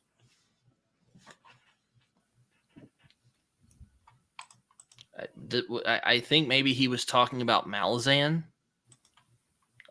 Magazine is I don't know. Next year, I am definitely considering reading at least Gardens of the Moon. I make no promises on if I'll continue with the series, but I will definitely get to Gardens of the Moon next year. See, that's the things like Ron. I don't know which good, which are the good Forgotten Realms books. I read a lot of like fucking Salvatore as a kid, so I don't know. I'll have to ask Liam. He's like I have no idea. Like, I'll bro, ask Liam for like a set of like I don't know, 12 Forgotten Realms novels. oh man, I don't know. Like that there's so many fantasy, my guy. Like so much fantasy I got Mieville's Kraken. I got Unlund done. I want to read. Like, come on. I'm reading Jonathan Strange and Mr. Norrell right now. Pretty Like good. that is a very good book. It's just, there's so many fantasy books to read, man. So here's the thing. I bought Curse of the Mistwraith. I still want to know that, book 2 will be, done as an audiobook at some time because, it feels like fucked up to just like read the first one and then wait for the second one with never knowing when it happens. But that's sort of like where I'm at. So until then, I'm gonna read like other books. What is my current read? Well, I just finished The Black Dahlia by James Ellroy last night, which was pretty damn good. I wouldn't call it one of his best, but it's a noir. It's very much more of a typical noir story, but Which it's done one? in that The Black Dahlia by James Ah, Ellroy. Good book though. Though there are some issues I have with it. I'll put out a review soon and also still I am in the middle of Jonathan Strange and Mr. Norrell, which is a really which is very long, but it's very impressive book at the same time. I'm really liking it, but I'm not in the loving it yet. So there we go. I'm liking it. I'm liking it though. It's quite different from Paranasium. Like, because talk about an opposite experience. This book is very maximalist. Paranasi is not. But it's well worth the effort. I love the detail she put into it. The historical. It's a really impressive book. It, Yes. it is. It is. I mean, my God, this was her first book too. I'm also about to start a Lonesome Dove soon, so I'm looking forward to that. I finished my reread of Foucault's Pendulum by Umberto Eco today, which is what both an incredibly impressive novel, like an absolute fucking masterpiece, but also like the kind of book that is probably just like written for people like me, for all kinds of reasons. Now, anyway, it's an absolute masterclass in like doing weird shit. It's really good. I loved it. I'm gonna read some whatever stuff until next week, and on the 9th of July, there's going to be a new book that y'all should go and read immediately because it's going to be absolutely fucking impressive. It's going to be Navola by Paolo Bacigalupi. And if you don't know Paolo Bacigalupi, shame on you. He wrote The Wind Up Girl and The Water Knife and part of the Tangled Land stories with Tobias Asperkel. And he's like one of the most unique science fiction and fantasy writers out there. So go read Navola on the 9th of July. I'm just like, it's like you can read whatever you want. I'm just saying this is going to be like one of the best books of the year. Period. I got you cut over the belly. What kind of copy of that book did you have? It was cutting you? Cutting you? No. I don't blame you though for making that mistake of not realizing that Piranesi and Jonathan Strange and Mr. Norrell were written by the same person. They are very different books. So, also, Raf, I wanted to ask you this real quick about the Light Brigade. Is that a reference to the Tennyson poem? Yes, of course it is. That's what I thought. Big brain. It is. It's also very much like a reference. It's like the Light Brigade plus all the imperialism that kind of comes with that, and then you take all the weird imperialism that comes with Starship Troopers, and then you make like a time travel sci-fi space opera military thing about it, and it's really good, and it's so fucking amazing. I'll add that. I mean, I have it on my Goodreads, so. No, it's really good. It's also like full of like it's a military sci-fi. It's very much about it's like it's high adrenaline all the time. And then it goes ways. Just hold it on. Why would you do that though? To turn into Alan over here, but why? Why would you do that? It is a big book though. Like I probably could knock somebody out with this thing if I hit somebody hard enough. Here's the thing. Being blind has all kinds of privileges because it means I'm listening to audiobooks and they don't hurt your belly at all. I have a hard time with audiobook. I just get distracted, man. Yeah, me too. Though, I mean, you seem to make do with it, though. Please don't hurt me. Dude, I have ADHD. I'm really bad at listening to stuff. I'm really bad at focusing. Which is why I usually, do the dishes, put up laundry, do other stuff. But you want to know why I fucking knit a cape for Cal, like another booktuber? Because I needed to focus on something while I was listening to an audiobook. I guess I have one.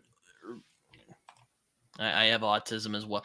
I wonder how many people on BookTube and like in the BookTube sphere are neurodivergent. There's probably a lot. There's a lot of us, I imagine.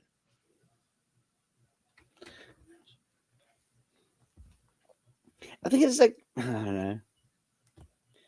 A lot of it is like, Alicia, I saw that. It's like, a lot of it is very much about sort of constraints. It's like it's audio for me or nothing, right? So do I fail? Yeah, a lot of times, I'm but on the other considering, hand, I'm considering listening to the 1984. I call it, it's an audio drama basically, but it has like Tom Hardy and Andrew Garfield. I want to listen to that because it sounds actually, because I do have an Audible account, so because I have Amazon, so thank you, Amazon. Yeah, I'm thinking checking that out. That sounds cool. Though there's some audiobooks that are basically audio dramas. Like, Thornell, you don't want to know what Calliope actually whispers into my ear. Trust me. You don't want to do that because we're not in romantasy territory here. We're epic fantasy.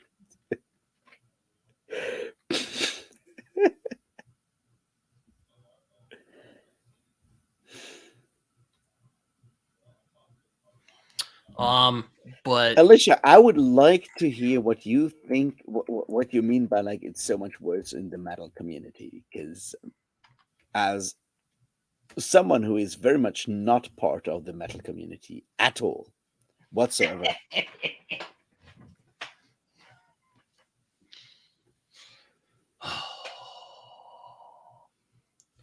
I mean, I'd like to know what you mean by about that because you know. though I will say that Black Leopard Red Wolf, going back to the horny thing, Black Leopard Red Wolf is also a very horny book. So there you go. I don't know if I would agree with you fully, but yeah, a lot of them are.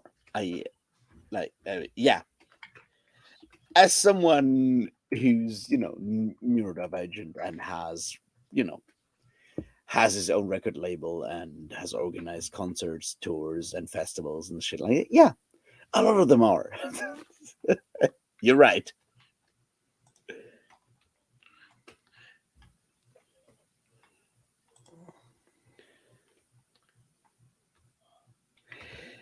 And no, I'm not into metalcore and deathcore. That's very much I will not. agree. Anne Rice has some horny ass books. Oh my god.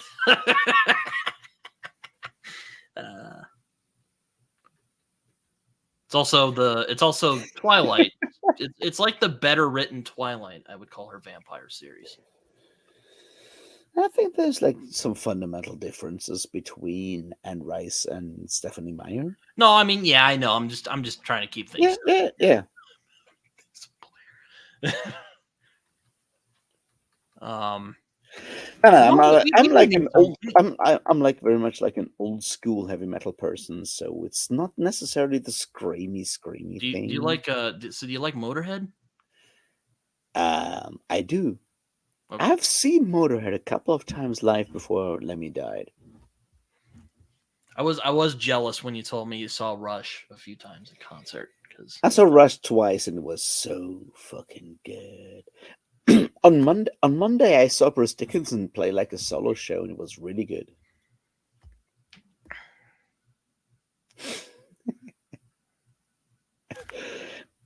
Yeah. But yeah, I don't do the scream. For me, it has to be like a sort of like the cool scream. You know what I mean? The scream. What's that?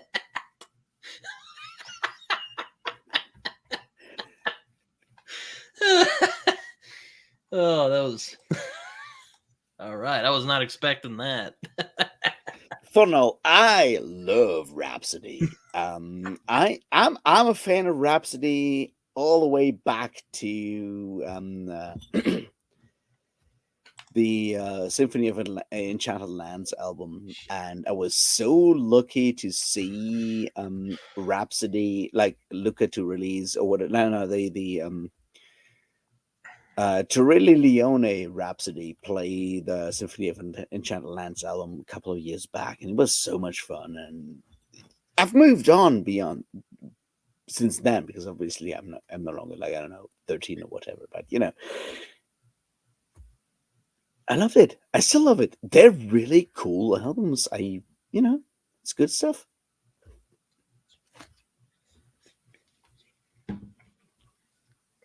Admittedly, I'm more of a prog rock fan. You know, like Pink Floyd and Rush. So I guess you could call Rush metal if you wanted. I don't. Would Raf? Would you call Rush metal? Hey, I know Blackberry Smoke. I've listened to them before. They're cool.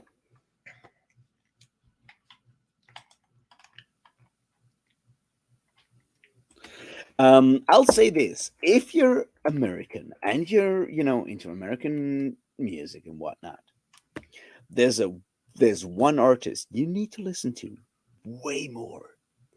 Unless you're already like suicidally depressed. In that case, stop listening to me for right now. Beyond that, go listen to way more Towns Van Zandt. I have listened to Cry for Tantalorn. That song's pretty fire. No, I'm not much of a metal guy. Cry for Tantalorn. No. Hey, that's some good workout music, man. Like you want to like punch some stuff after a while. You want to be like, you know. See, at the gym, I listen to the Book of Job because I want to suffer. No, seriously. As so 2 or 3 music tips from me that are not just heavy metal. Go listen to Towns Van Zandt, either Our Mother the Mountain, which is a really good album, or the late great Towns Van Zandt, or check out other stuff.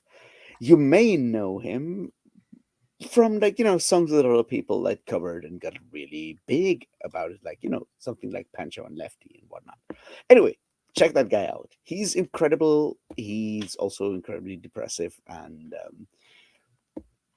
did the one thing that you never want to talk about, which is jump out of like the second floor window of a psychiatric ward and survive. Anyway, good guy, really good guy. Listen to the music. Beyond that, stuff. I'll admit I'm a bit of an old man in this 23-year-old body. I'm a big fan of like jazz music and so which back in the day was kind of the rebellious, socially conscious music before kind of became. So yeah, like Miles Davis and like John Coltrane and like Sonny Rollins, like check those guys out. I know when I said like Townsend Zand, he's the kind of guy that makes Johnny Cash sound happy. That's that kind of style of music, right? It's not heavy metal. Well, yeah, I know of him, so I'm not Damn it.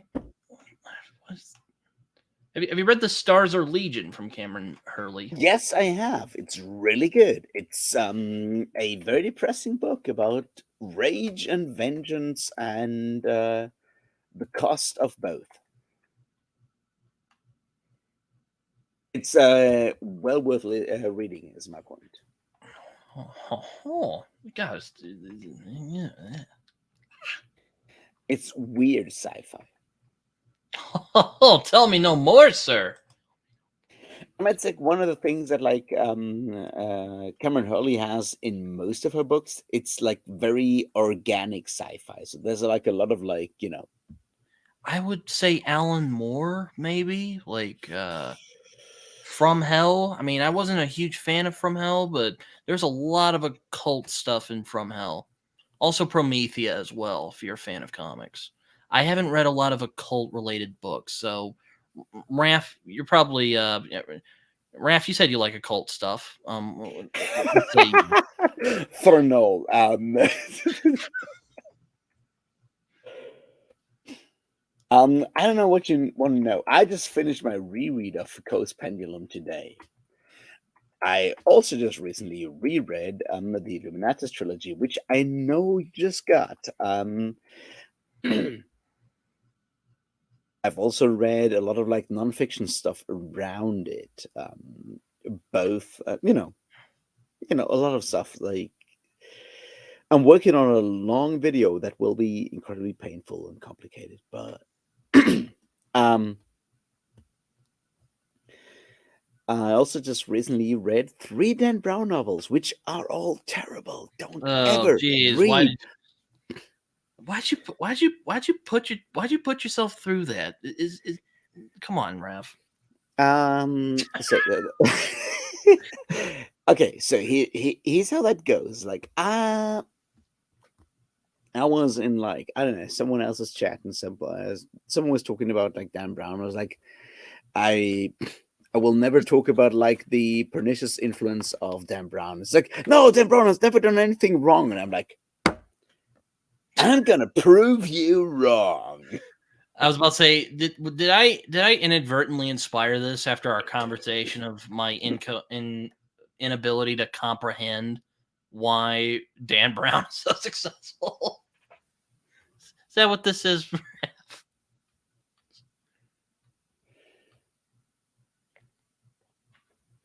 No, it was very much not to you. It was someone else, and I Okay. just like annoyed I would because have like felt bad. I would have felt bad if it was me. I read both Angels and Demons and Da Vinci Code when they first came out, and I was already not happy with it, but someone gave them as like a gift to me, so of course I listened to them, and it's like, it's fine, right?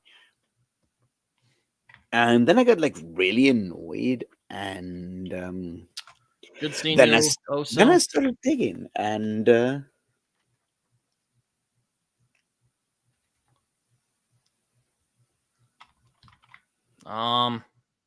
Grant Morrison, yeah.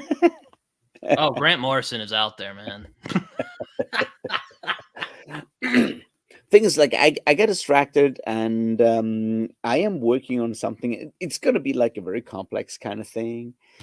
I just reread Foucault's Pendulum, which is an absolute fucking masterclass in like everything conspiracy. The problem is that it kind of expects or kind of works if you already know most of the jokes, because it's all irony, but it has like a very very very high sort of like level of you know reading expectations. And that's sort of kind of what I'm looking at the moment, is like how you kind of go from like a more anarchist, somewhat leftist sort of approach to conspiracy to like a Dan Brown, very much right wing conspiracy theory. Because and I hate to say that for all of you who are really into like the Da Vinci Code, but the Da Vinci Code is based on Holy Blood, Holy Grail, which is a book by 3 guys who are Michael Bagent, Michael Lee, and Henry Lincoln, I think. Whatever, fuckers. Um, in the early 80s, those 3, well, 2 of them, because the other one was dead, sued Dan Brown for like copyright infringement. Never mind. The point is the source that like has the whole premise of Jesus Christ, surviving, and the Holy Blood and the Holy Grail being like the bloodline of Jesus Christ through Mary Magdalene, I admit, the I thought that was a Merovingian. pretty cool idea when I was like 11, and then I just The whole thing is that story was done by those fuckers, Bagent, Lee, and Lincoln, I think. And it's based on a hoax by a guy who was actually who actually got the fucking death penalty for being like a Nazi collaborator and anti-Semite in the 1940s. oh Uh, jeez.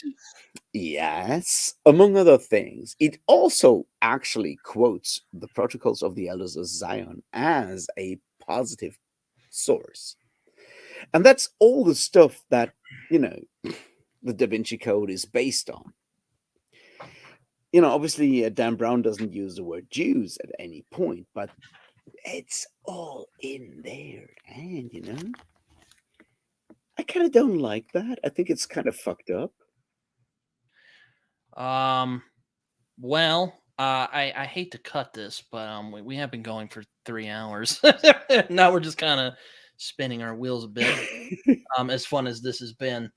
Raf, as I'm, always. I'm gonna say this, Thornell. I've Oh. known a bunch of albinos in my life, and all of them are way too lazy to actually do anything beyond, getting weed and stuff.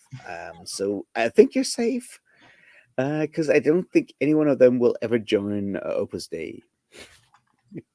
Just saying. Hopefully, no Catholic. Hopefully, no Catholic secret societies will assassinate us after the end of this video. But I'm a Catholic. They won't get me. pull the old house baptized. I'm good to go. No, I but did First Communion as well. I'm as Catholic as they come. Well, well, that's like the last time they come, because otherwise, well. Anyway, we've been really going for like 3 hours. But Raf, as always, thanks for coming on and hanging out for a little while, it's been talking a about pleasure. I'm sorry things. for being so fucking late. No, you're good, man. It's technology. I know, but thank you everyone who joined in. I really mean it. This was great. I definitely should do more streams. I just don't know You what to talk should. about. I just don't know what to talk about on the stream. Stuff. But yeah, I should do like what you do with Marxist malcontent, and just do Britain talks about stuff. Yeah. Amanda is here just as we're about to wrap up, but thank you everyone who joined in. Really, and thank you for anyone who will watch the afterward of this, or watch this once it's not live.